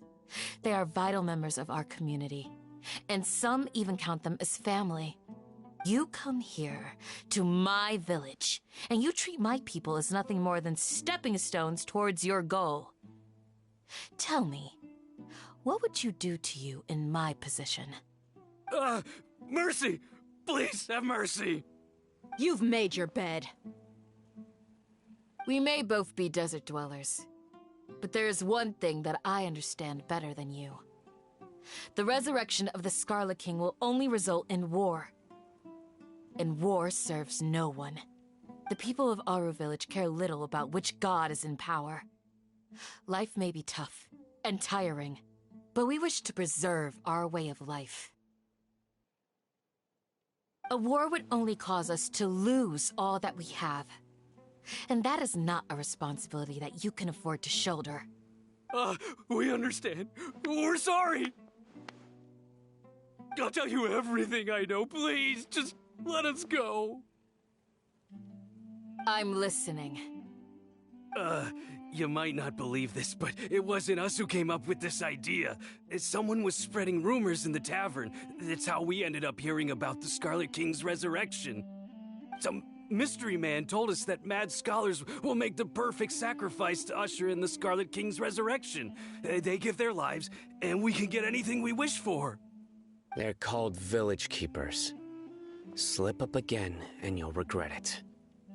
Yes, sorry. It was all that mystery man's doing. He told us to spread word about the Scarlet King's resurrection and talked us into helping him. In return, he said he'll help facilitate the resurrection process.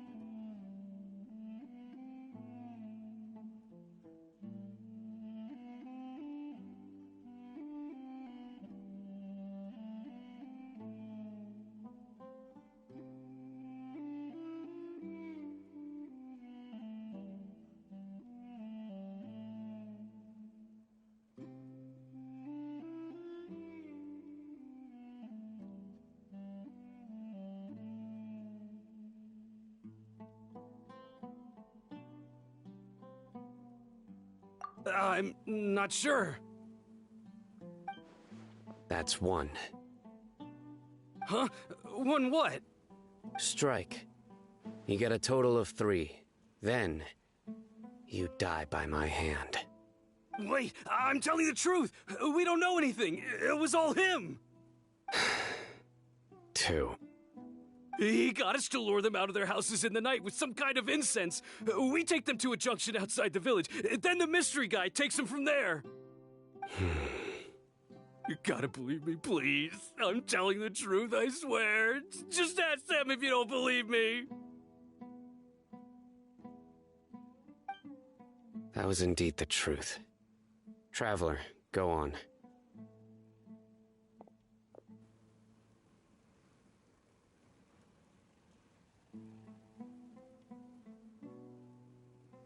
You have to believe me. If I knew that, I would have told you his name right away. I'm not risking another beating to keep his secrets. No way. That guy, he wears a cloak, and he's always careful to cover his face. He calls himself the Scarlet King's envoy. I believe I may know what's going on. Uncle Anpu? What do you mean?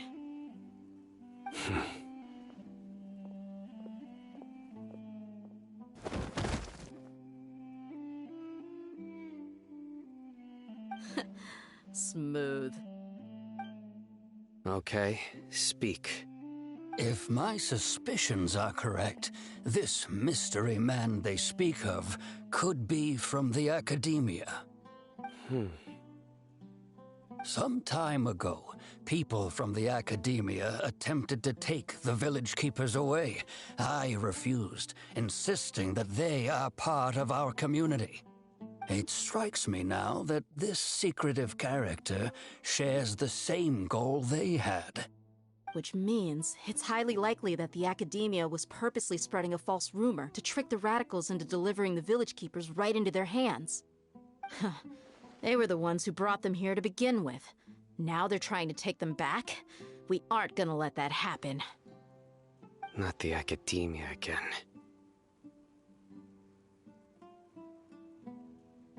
Just as I thought. But what could they want with the village keepers? People are nothing but tools in the eyes of the Academia.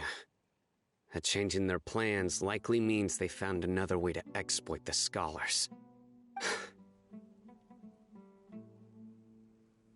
Regardless, our top priority now is locating the village keepers. You're right. Isaka's still waiting for news on his grandpa. Time to go. Let's leave the village and try to track them down. Yes. Pack up and get ready to leave. You got it. Candace, I'll let you deal with the radicals. Leave everything outside the village to us. All right. Let's meet back here once everyone's ready.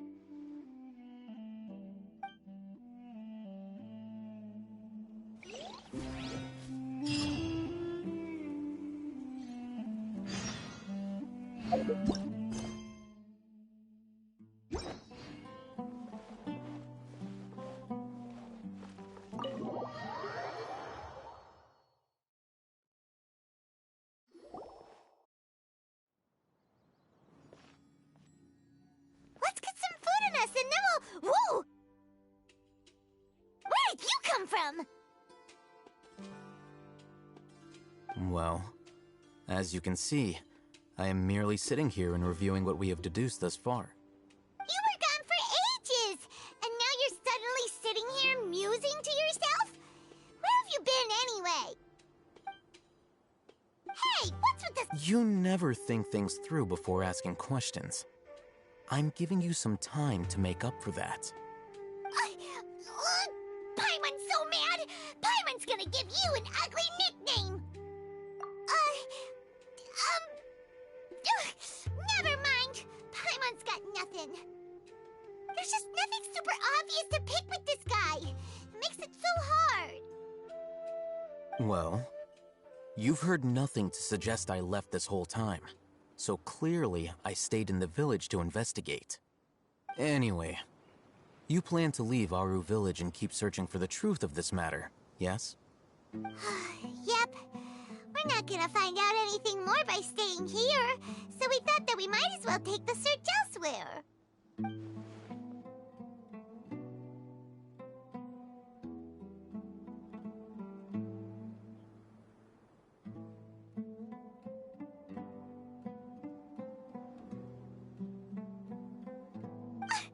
Enough with the silent treatment!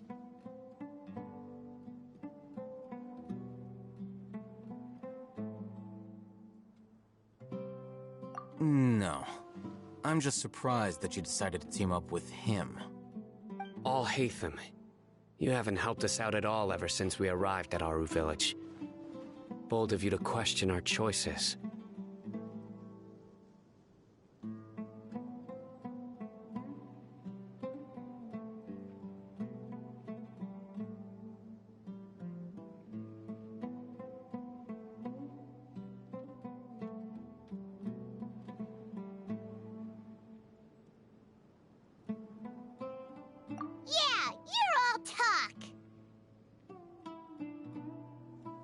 While you were investigating, I had my own work to do, which I've now finished.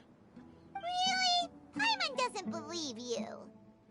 To be honest, we aren't really a team, so I have no obligation to inform you of my whereabouts. Not to mention that going separate ways allowed me to find some important information that you all had missed. Huh? Right here in the village? Correct. What did you learn? I'm going to take you to someone. But before that, you need to understand where she's coming from. What does that mean? How do you think the residents of Aru Village feel about what we're doing? In other words, do you truly believe every single word the villagers tell us? You mean some of them lied to us? Hiding the truth does not necessarily equate to lying. Again, these people have their reasons. Remember what Gandis said? Most people in Aru Village don't necessarily care which deity is in charge of Sumeru.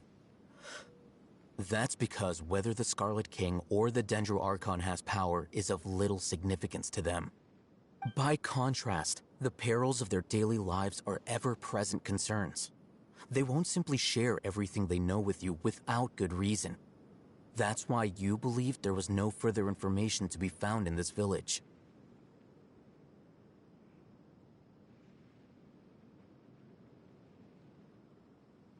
Glad you're following along.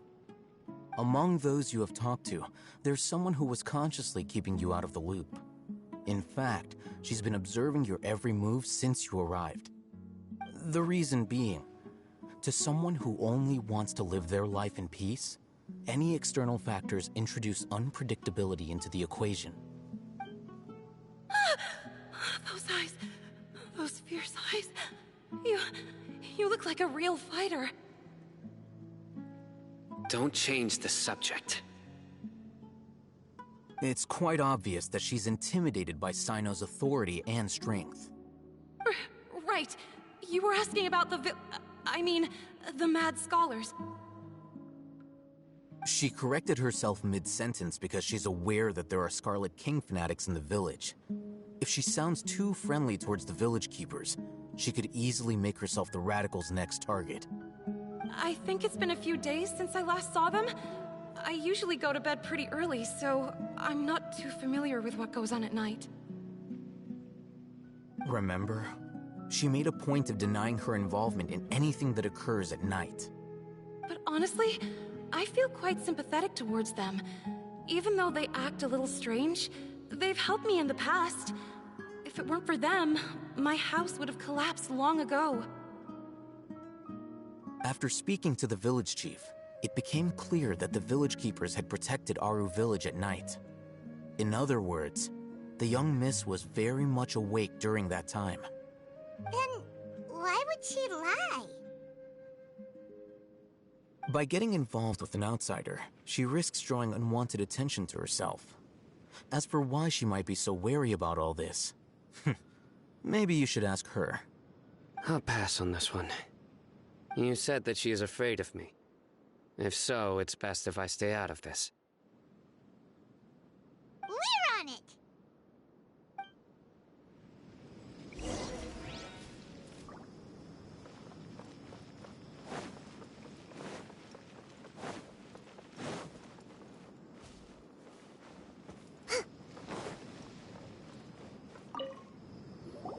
Miss Shawnee, as we discussed earlier, I've brought someone with me. Mr. Alhaitham, I'm aware of where you stand, but how can I make sure that your friends think the same as you? Huh? What do you mean? We need to clarify our stance or something? Go ahead and talk to her. You'll get the answers you want. Go on. Earn her trust. Is it really that simple? May I call you Traveler? Hi, Traveler. I want to ask you something. Do you think the resurrection of the Scarlet King can truly change Sumeru for the better? Why's that? That's very similar to what Miss Candace says. I know you two are friends. That's why I'm willing to talk to you, even though I do have some reservations. Before, I wouldn't even have the courage to ask something like this. Traveler, do you believe our lives will get better? Yeah! We came here from another nation, so it isn't wrong of you to be weary. And we aren't really residents of any one nation. But even so, we've met lots of people from different places, and we've always fought for what we believed in. We have friends in Sumeru, and we want to help them. That's why we decided to stay here for a while.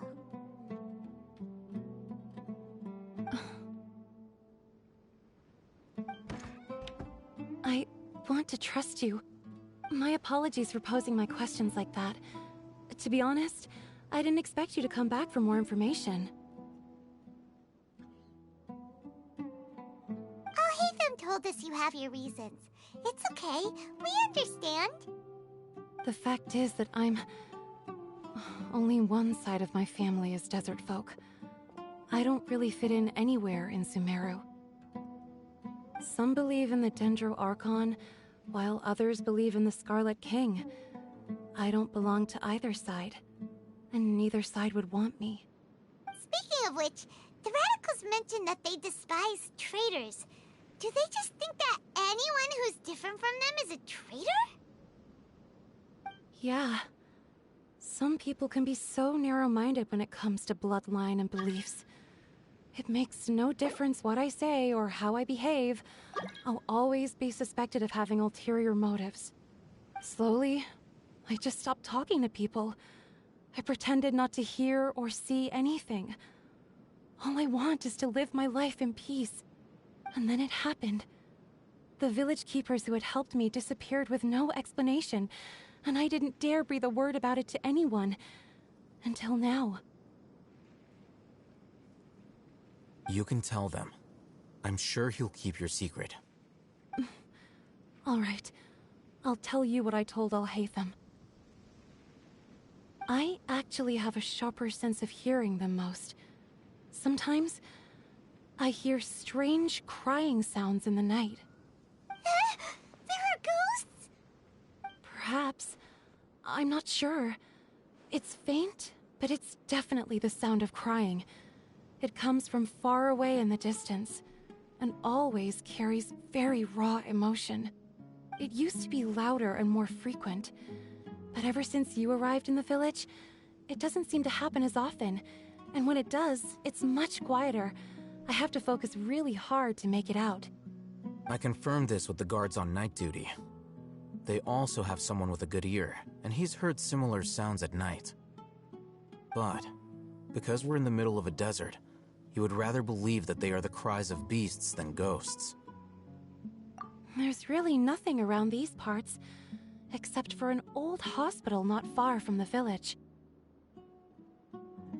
I think they used to use it for treating Elazar, but it's been abandoned for years. Yeah, let's go!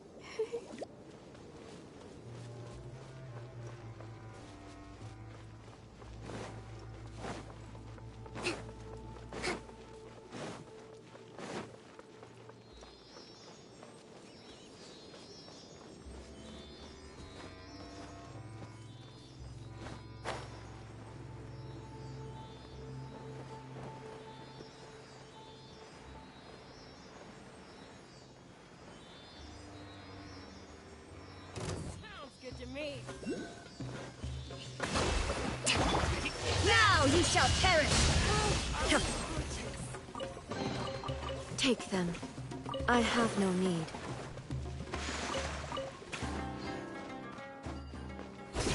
Oh, is this the place? It's in terrible shape, and there's sand everywhere. Empty and forgotten. An ideal place to hide people. Ah! Monsters! Watch out! My knight! Into the wind!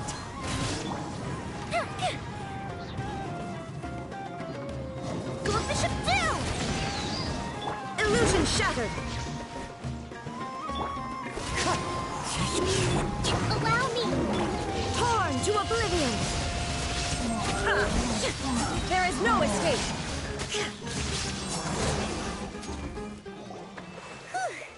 They were easier to deal with than Paimon had expected. Super strong bandits? Or monsters taller than buildings dropping out of the sky? Or, something like that.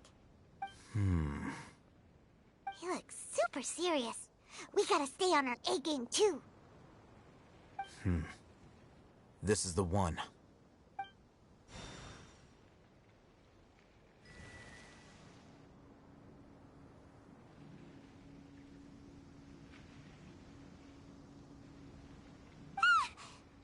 Let's go in and take a look.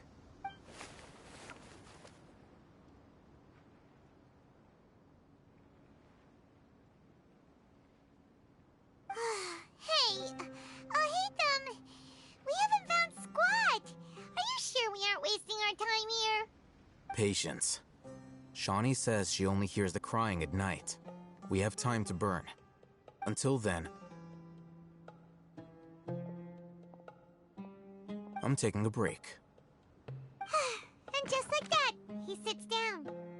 Wait, he even brought a book to read? What are you reading? Let Paimon see! Okay, sure.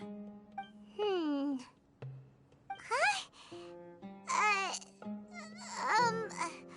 The natural position, which is the positional propensity of an entity in natural motion in contrast with an object in forced motion? Huh? When free from external influences, every entity displays the tendency to follow its natural trajectory? So, you got that? Oh, Paimon gives up. You keep reading your book. See ya! How is he so relaxed? Look at him, reading an impossible book in a creepy place like this.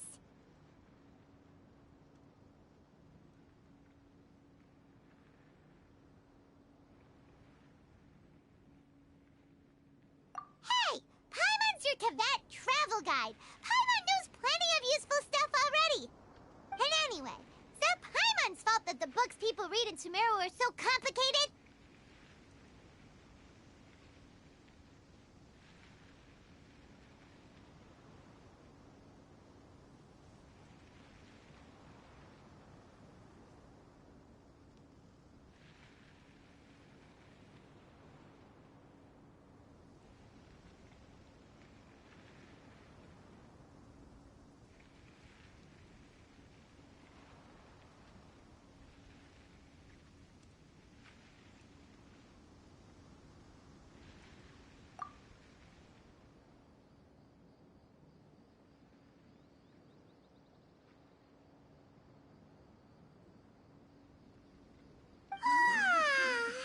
Paimon's getting so sleepy.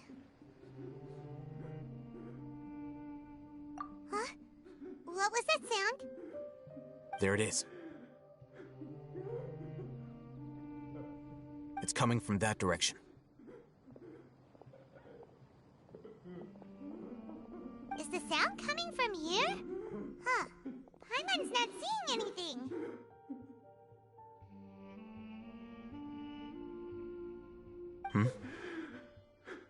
It's from below. But there's no way we can get down there. Something is off about the interior here.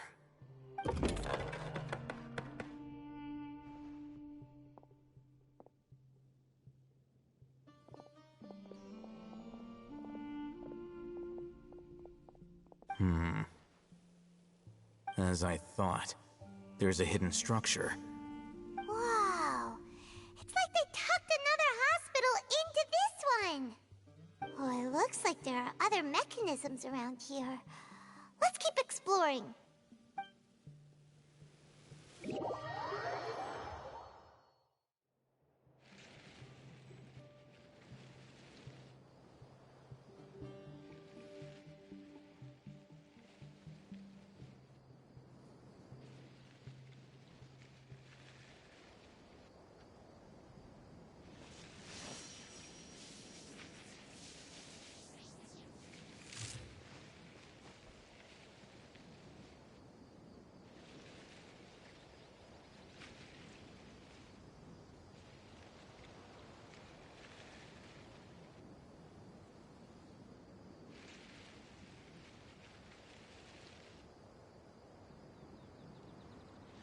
Inactivity serves no purpose whatsoever.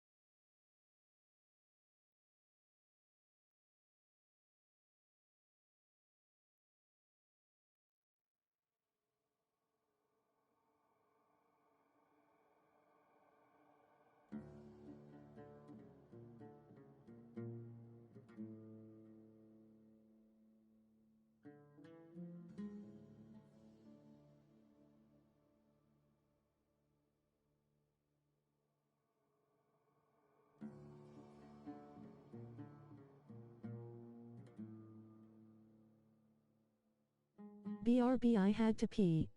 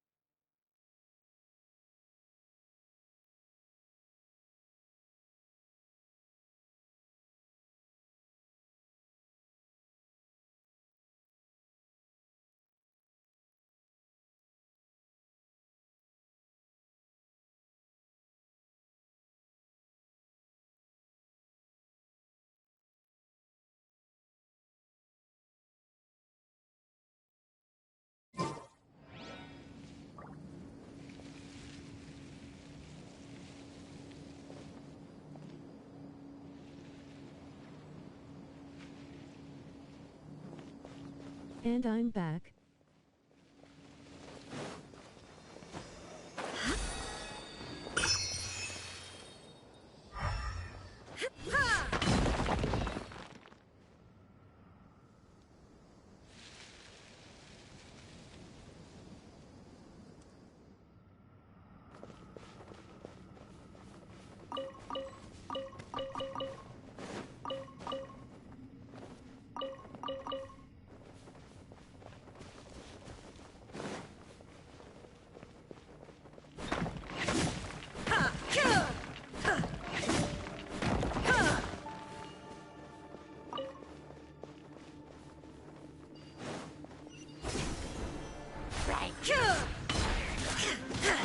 Illusion shattered!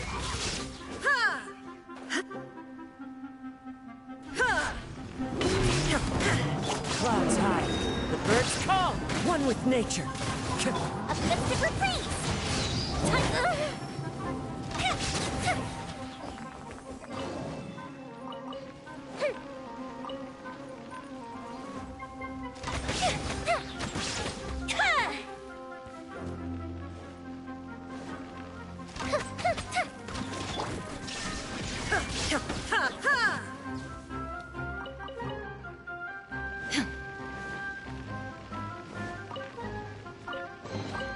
Take them. I have no need. Shine down!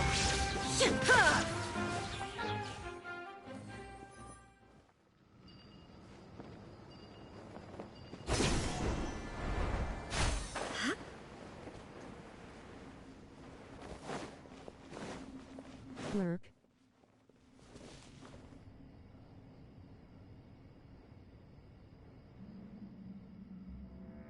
Sup?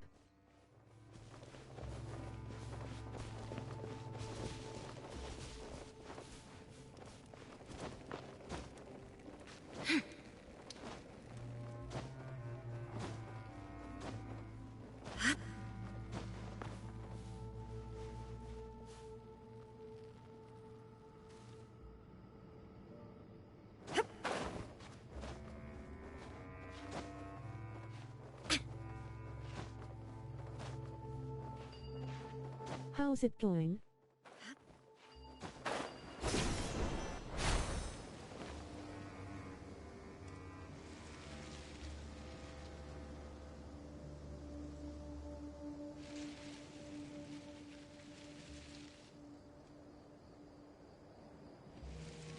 Pretty well, just enjoying this story so far.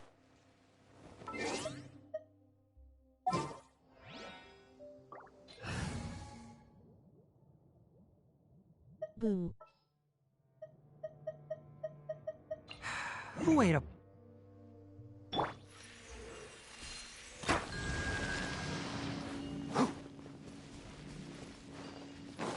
Keep up.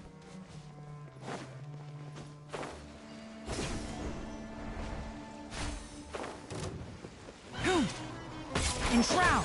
There is no escape!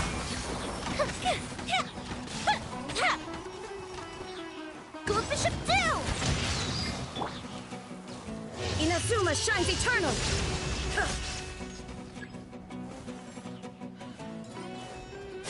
Shine down!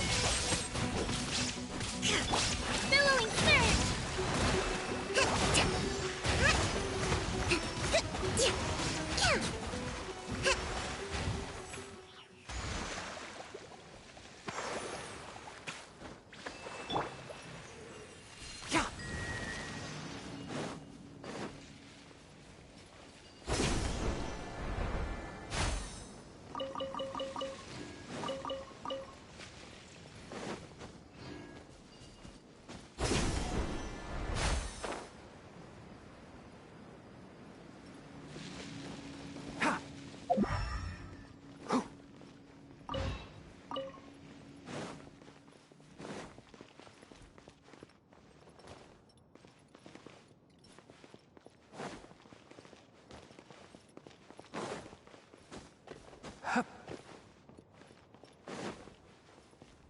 Keep up.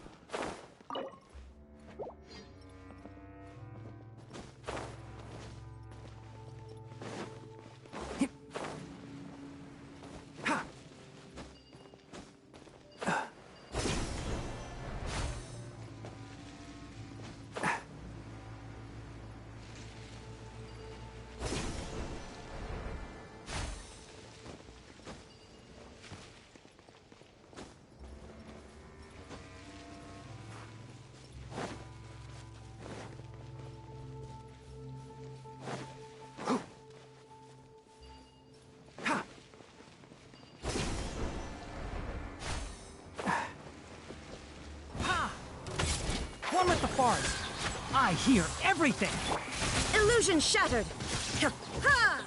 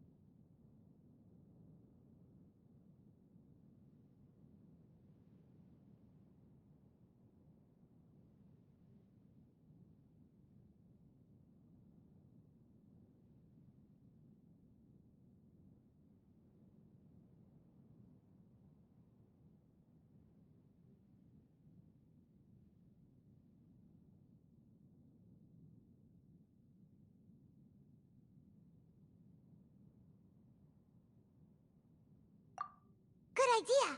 Let's approach him slowly without alarming him.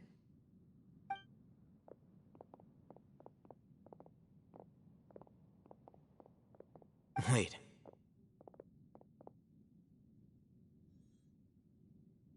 You're...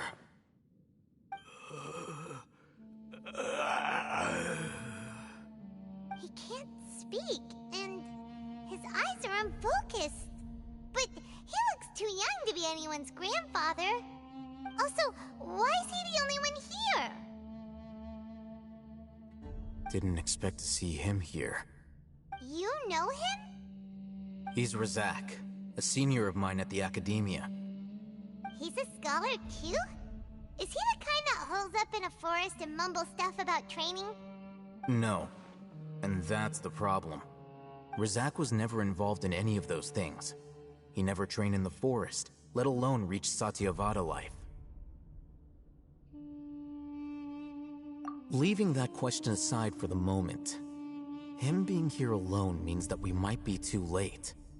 Looks like they've already taken everyone away. For whatever reason, they left Razak here. Perhaps they simply didn't have time to come back for him. There are drag marks on the ground. They're clearer by the doorway. Someone was forcefully drawing a cart that was loaded with something heavy. Loaded with people? That is one possibility. It looks like they were in a hurry, as if they were afraid of being caught.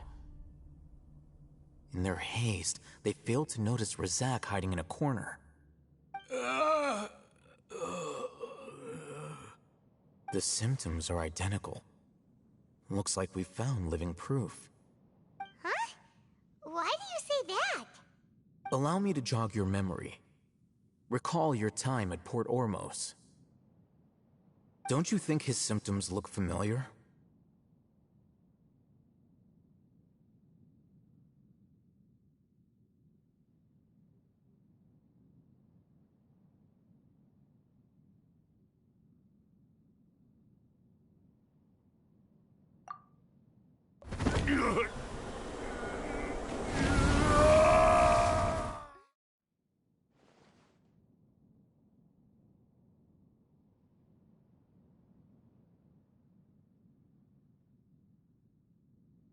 Oh, now that you mention it, they're acting the same way.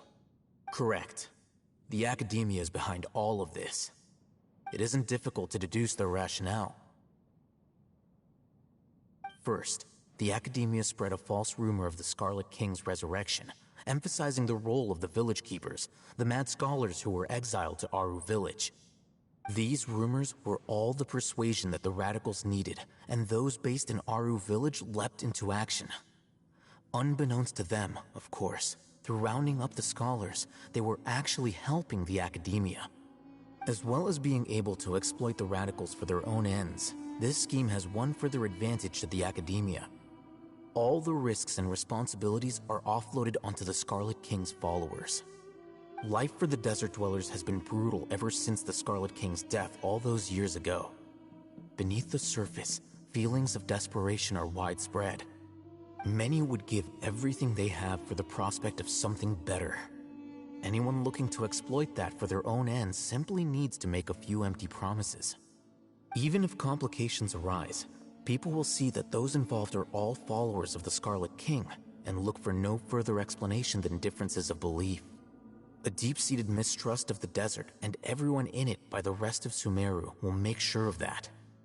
The notion of an Academia plot wouldn't even cross their minds. It may seem like a simple strategy, but it is able to work wonders under Sumeru's current circumstances. Oh, that makes a lot of sense. It's in line with the village chief's theory, too. But there's still one very important question. Wasn't it the Academia that brought the scholars to Aru village in the first place? Why does it want them back now? Throughout this process, one thing has changed. The scholars' identity. First, they were scholars. Then, they became lunatics. After that, they were exiles. And finally, they become missing persons.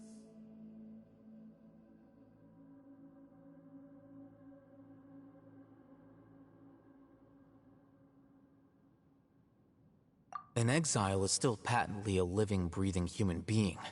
But when someone becomes a missing person, that is brought into question.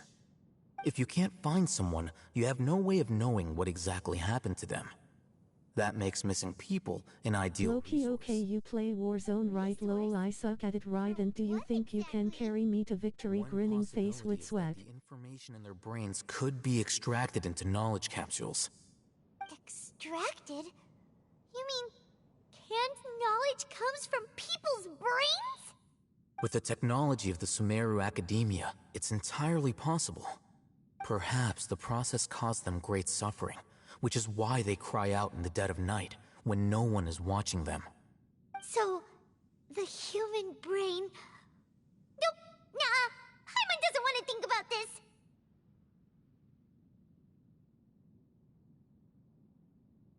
I'm the Academia scribe, after all. I'm familiar with their projects. Anyway, judging by Razak's state, the contents of a divine knowledge capsule were extracted from his mind. But something went wrong in the process. Or perhaps his curiosity got the better of him, and he used such a capsule for himself. Paimon's a little confused. Can they just use anyone's brain?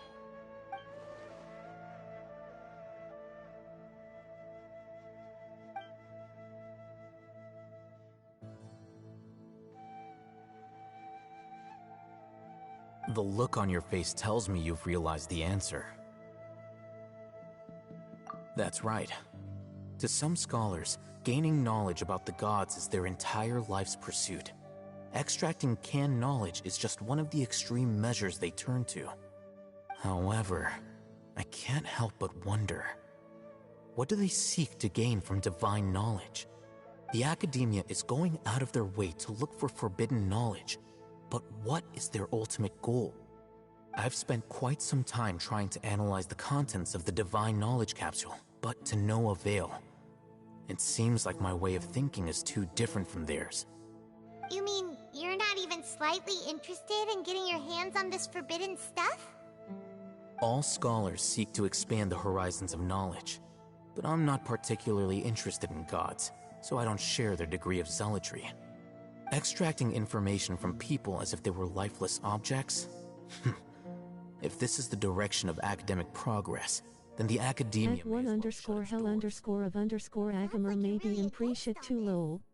Of course. The Academia's actions run contrary to their rules.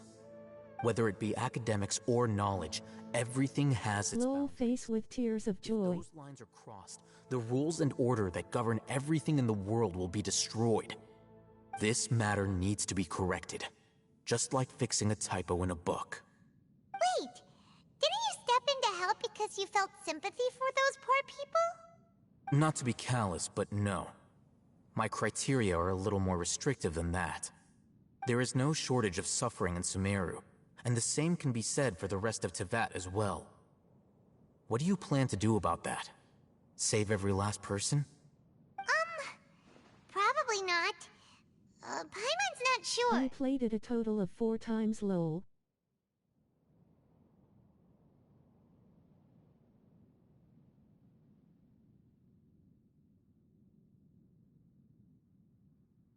You can say that. Simply put, I don't blindly place my faith into strength or heroism. I do what I want. The divine knowledge capsule is something I want to investigate in full. That doesn't mean I'm willing to take action for the sake of a few strangers.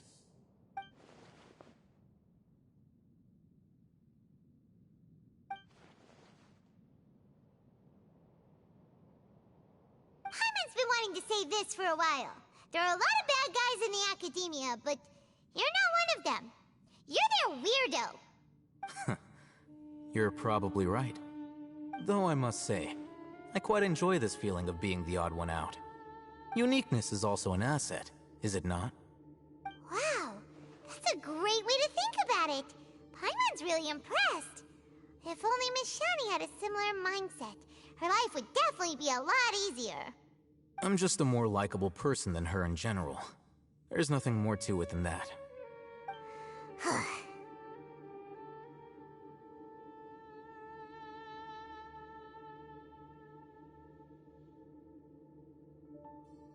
He won't last long if we leave him here.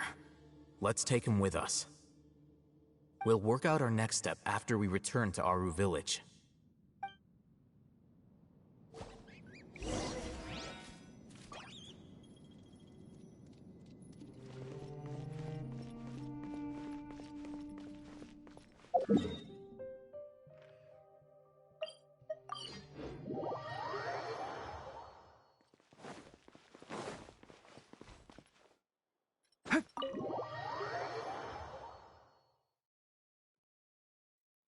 We're back!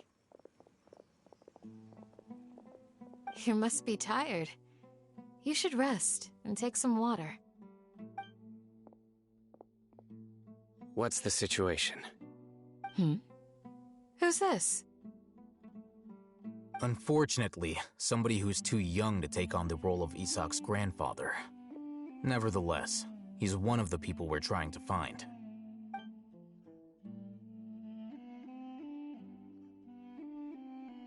So, at one point in time, the abandoned Elazar Hospital served as the Academia's site for extracting divine cant knowledge.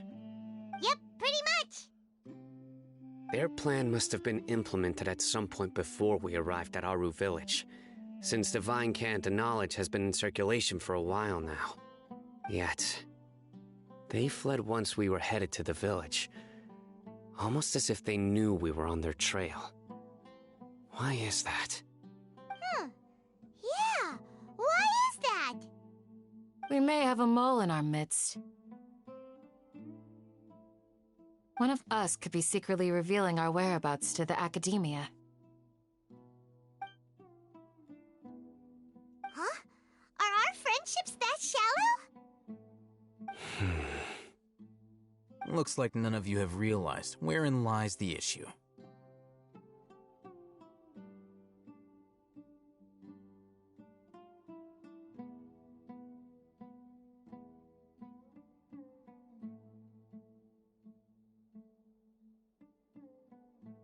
Sino, you're the reason why they can predict our movements.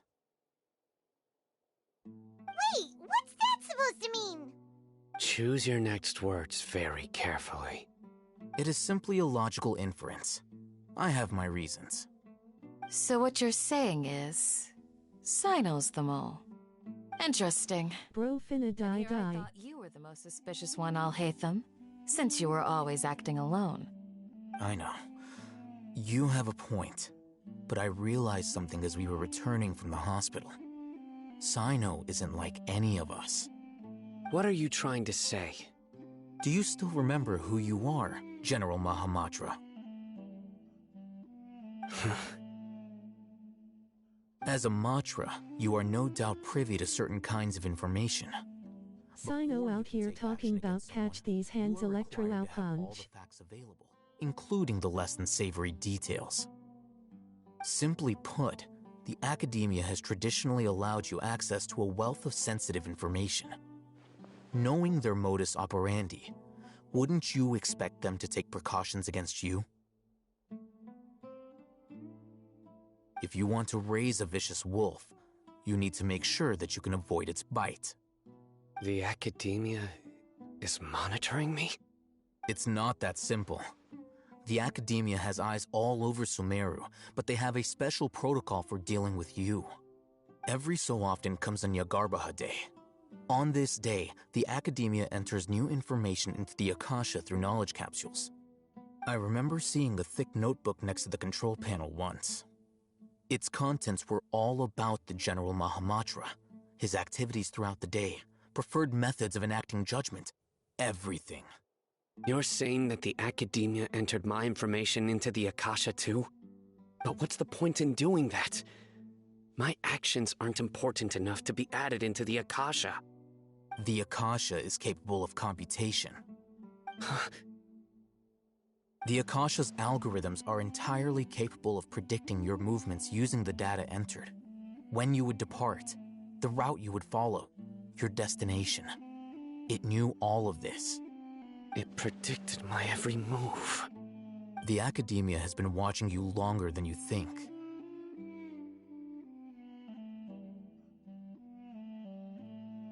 So that's how it is. Sino adheres to his principles so strongly that he's actually a thorn in their side. Tenacity of will and steadfast faith are worthless to the academia. They need scholars who are easily pliable and mindlessly go after anything they can profit from. Sino, don't take it to heart. This just proves how much of a trustworthy ally you are. They escaped because of me. Don't blame yourself. It's not like any of us would have known. I have an idea. If they predicted my movements, then I might be able to guess where they went.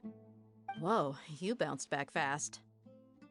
There is always an opportunity for safety after danger passes. Oh, so that's how it is! Paimon gets it now! If the Academia is trying to avoid Sino, then the safest place would be... Yep, that's right! They'll want to proceed in the direction opposite of where I'm going.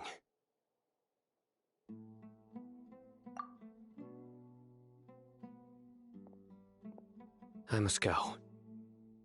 There's also something I want to investigate. Let's go, guys! After him! Please, wait! I want to go too! You want to go too? If so, you have to promise you'll stay safe. I want to find Grandpa. I promise I'll be careful and not cause any trouble. Everyone, I leave him in your hands.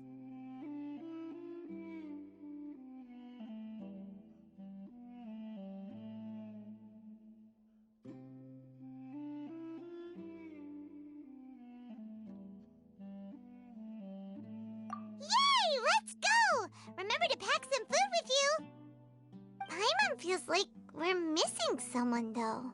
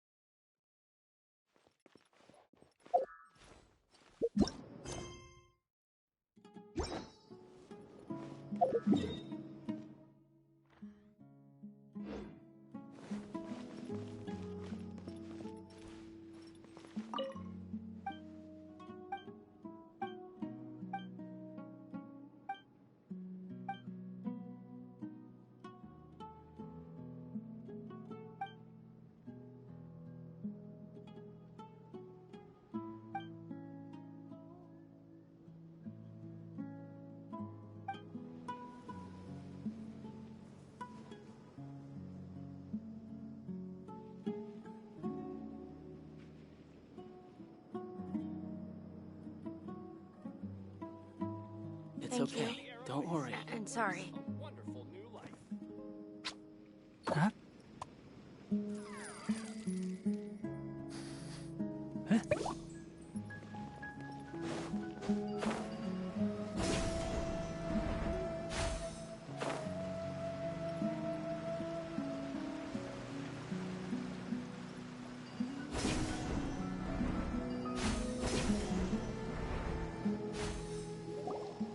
So, where do we go from here?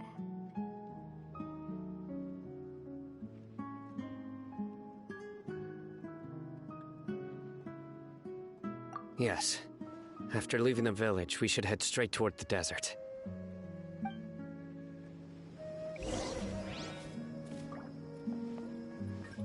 I know the desert like the back of my hand. Is that because you play here a lot? Yep. One time, Grandpa almost got lost in the desert, but I was the one who brought him back.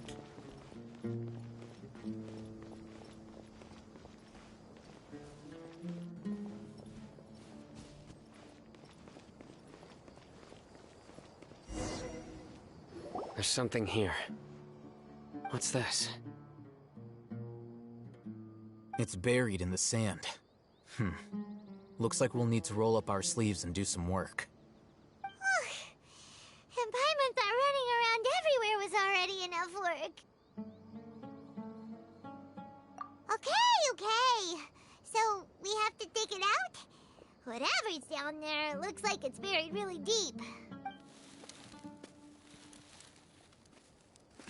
These are likely fragments of an Academia-developed device, something akin to a headset. Looks like there were more than one village keeper. They must have been escorted this way because there are device fragments scattered around here. Let's split up and search the area. Chances are that we'll find other things nearby.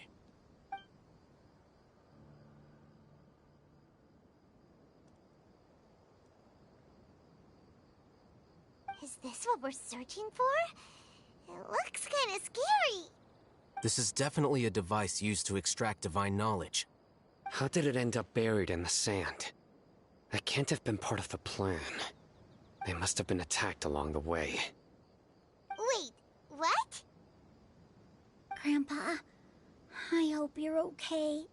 Don't worry, your grandpa's gonna be fine.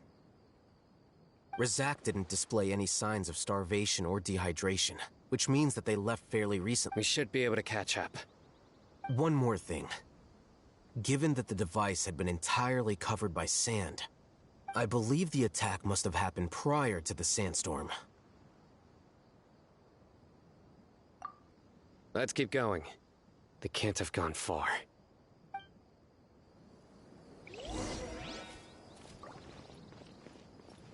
Ugh, but running on sand is so tiring. But you're flying, aren't you, Paimon? Is flying over sand tiring too? Ugh, of course it is.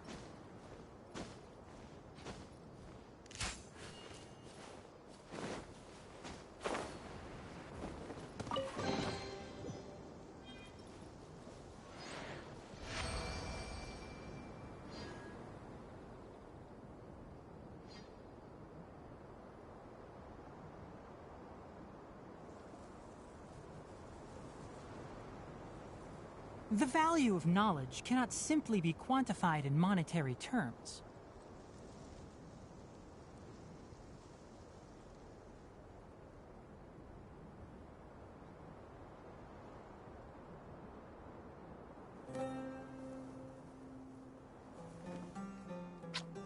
Huh? Huh?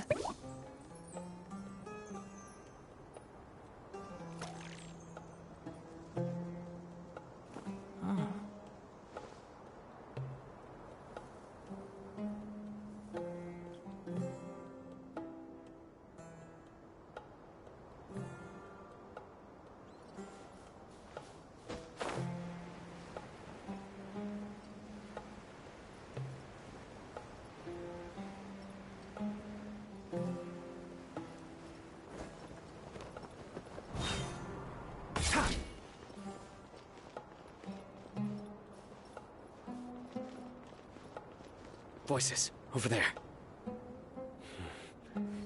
It sounds like an argument. Whoa, you have really good ears. Don't get any closer. They'll notice us. Dia's talking with the Eremites? Very interesting. Let's listen in. If you had informed me sooner, there'd be plenty of room for us to... You're one of us. We would never lie. Scholars. You don't know as much as I do. Need me to... I knew it. That's our Dia. Dia? Why would you... Dia! Hey, what are you doing? Huh? Didn't you say you'd help me find Grandpa? Why are you on their side? Well, look who's here. Ain't that something? This complicates things. You've betrayed Aru village? So, this is the great General Mahamatra. Dear, you'd be better off as my assistant than hanging around with this motley crew. Seen for yourself, I have the means and methods, and my ideals are far more admirable than theirs. Now I can actually talk. I'm not the type that's easily swayed, Raman. You of all people should know that. Wait, what's going on, Dia? Whose side are you on here? Shut it, Paimon. It doesn't matter. Whichever side you pick, nothing could deter us from the grand mission of resurrecting the Scarlet King. Once our Lord of Old returns to this land, we will have a new beginning.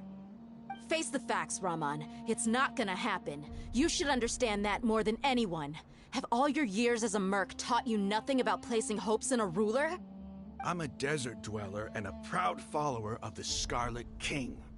Why Whether don't I they live just by call the him edge of the King, sword or in peaceful comfort, Ishiri? my soul will always carry this conviction. It's not too late yet. The village Yeah, I think Scarlet Mad King scholars sounds aren't better gonna anyway. bring the Scarlet King back to life. You don't understand, my dear lady. Pursuing our faith is our purpose in life. Even if the chance of success is 1 in a million, we must be willing to give everything we have. Even if it'll expose you to the academia? Even if they end up disbanding the Eremites? Your Eremites, which you've worked so hard for all these years? Yes. We've waited a long time for this day to come. The sun and the moon no longer shine here. All you see now is cracks in this desiccated land. But fate has finally dealt me a hand to play against the academia. With these scholars in our custody, we'll stomp the academia's forces and fight our way beyond the wall of Samiel. Ridiculous. Think about it. The academia controls the entirety of Sumeru. Your powers are negligible in comparison. If you still don't believe me, then try asking these two men. They're also against the academia, but neither of them are as arrogant as you are. They look more like pawns of the academia to me. Why would I listen to anything the people of Greater Lord Rukkhadevada have to say? Filthy traitors. Your god abandoned all honor and betrayed the Scarlet King. We desert dwellers will never trust the likes of you.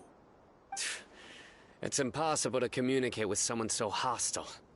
Perhaps we should. Do you really believe that by kidnapping the scholars, you'll be able to negotiate with the Academia?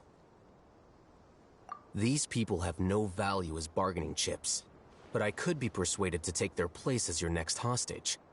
These scholars were exiled from the Academia. I, on the other hand, am their current scribe, and will be a much greater asset to you. Wait, you can't be serious. So, you want to trade places with the hostages, do you? Precisely. Any wise person would gladly accept my offer. What are you thinking? What if they decide to kill you instead? Well, that would be bad luck for me.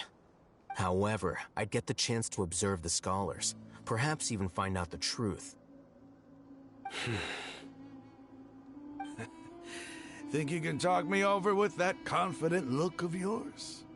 I'm not trying to persuade you. I'm using this as a means of joining forces against the Academia.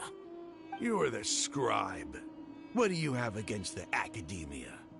Not all desert dwellers believe in the Scarlet King, and the same applies to the Academia.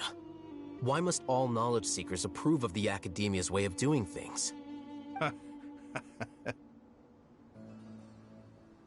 You Academia scum. Every last one of you is nothing but a hypocrite, just like everyone else on the other side of that wall. I've made myself clear enough. I won't listen to another word from the Dendro Archon's people. Not so fast. I'll hate them. Do you stand by everything you just said? I never make empty promises. You know you're making a dangerous decision, right? I do. Good. Raman, hear me out. These people are my friends.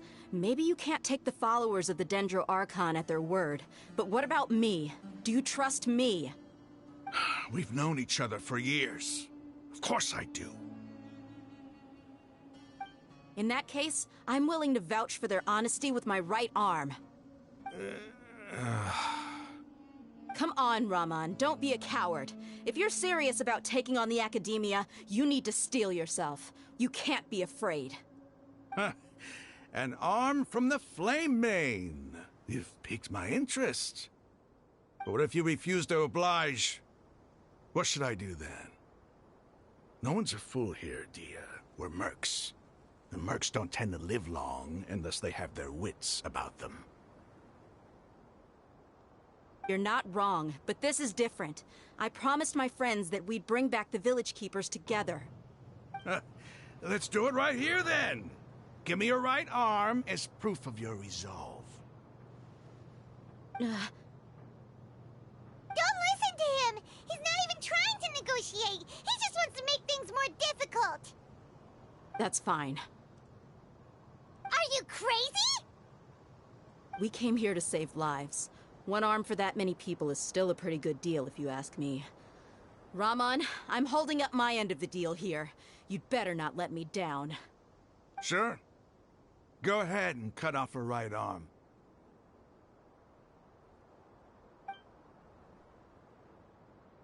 No! Dia! What are you gonna do? Think of something! You don't have to go this far. That's not for you to decide. Do it!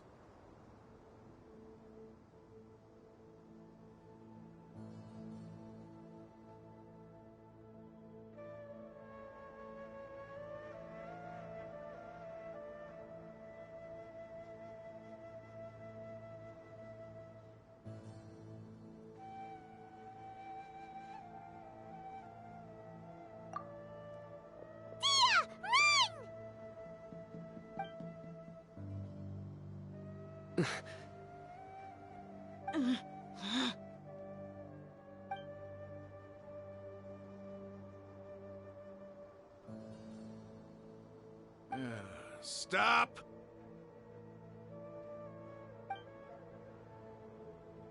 What's wrong? Can't do it? Flame Mane, you and I are both desert folk. Cutting off your arm is no different than cutting off my own fingers. Where's the sense in cutting my own kin to pieces? You've shown me that you're serious. Go on now, take your friends and leave. Meet me in the desert at noon tomorrow.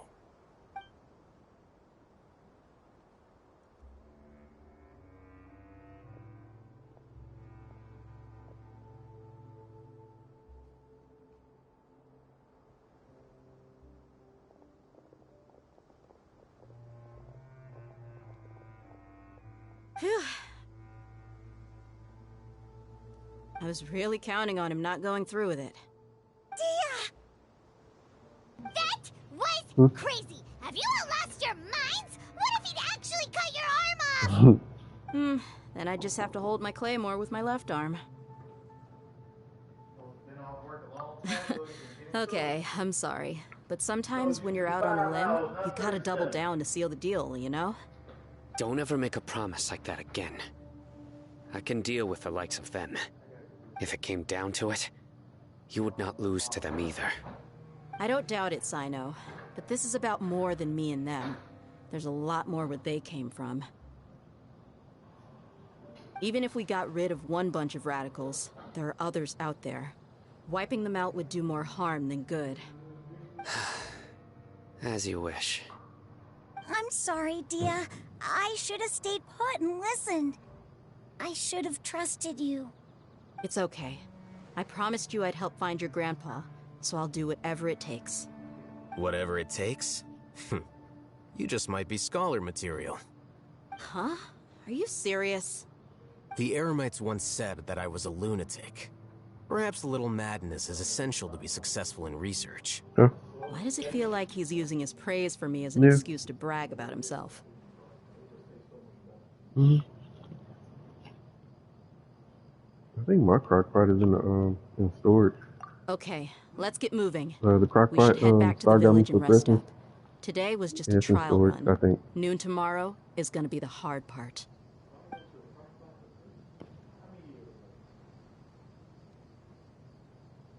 Two.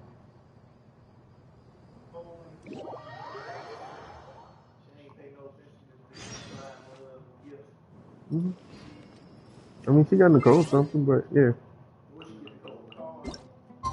Yeah, in a book.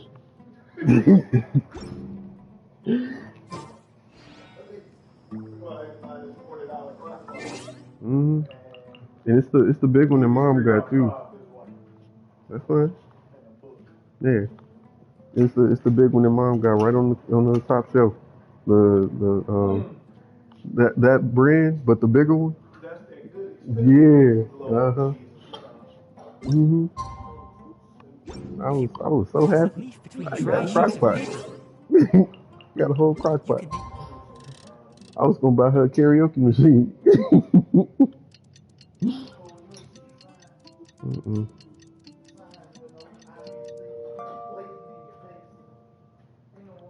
Attractive. Handy bookmark.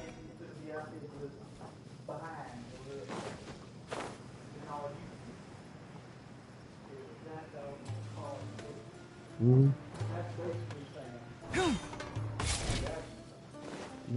she got Solo that little walker thing. You're all here so early. Looks like we have everyone here.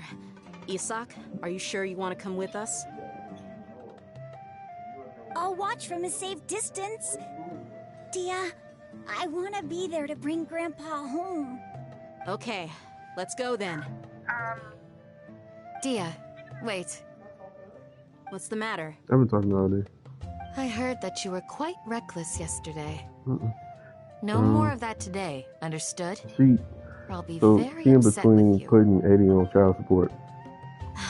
Fine.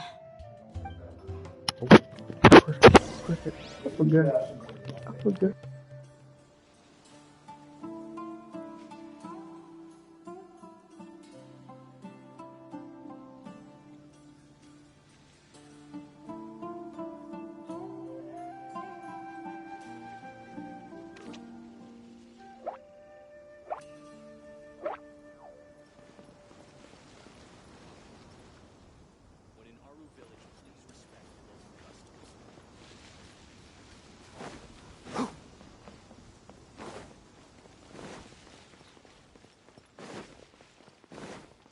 Keep up.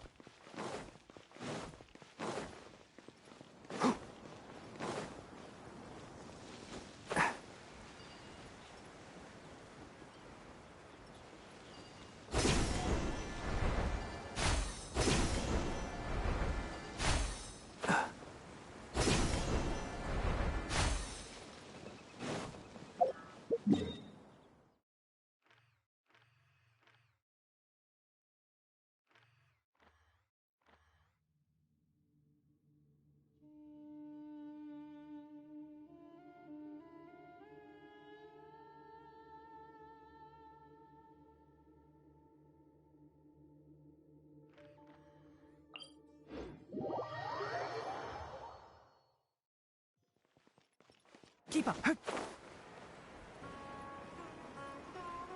Ha!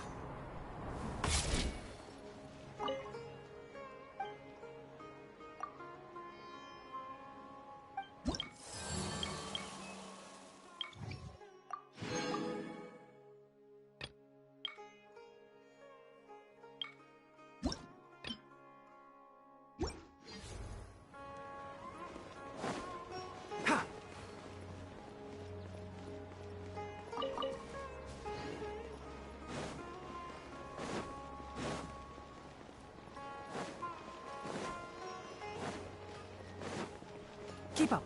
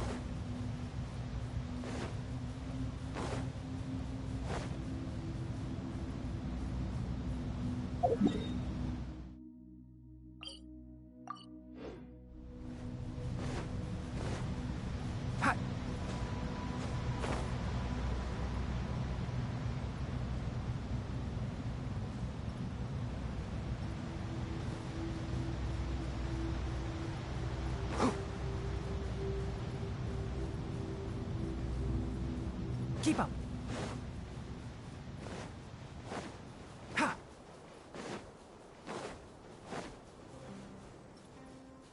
Ah, it's so hot. Even a mist flower would melt in this heat. Now that I think about it, it wouldn't. But you get what I mean. Oh. Can't see. There is no escape!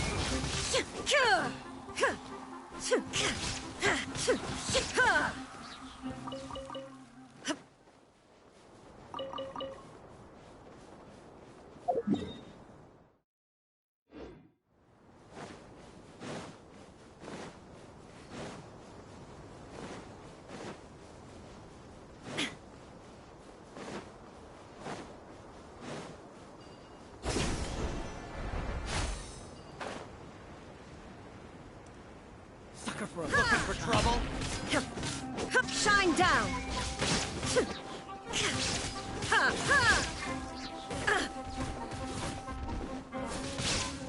Now you shall perish! The fuse is lit! I'm that didn't count! Here come the fireworks!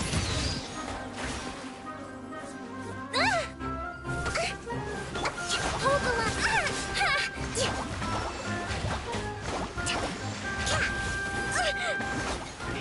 Uphill battle!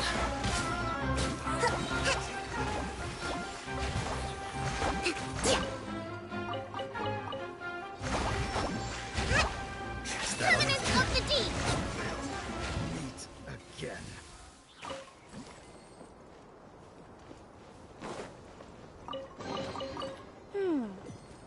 So this is the thrill of adventure.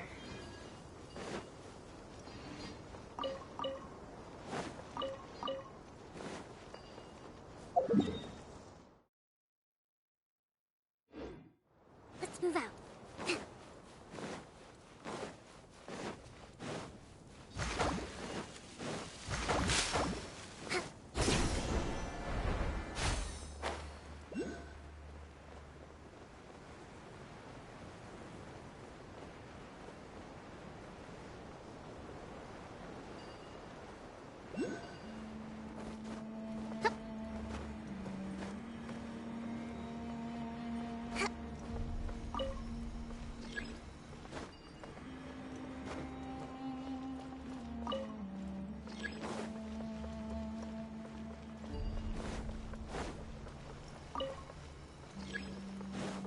Let's move out.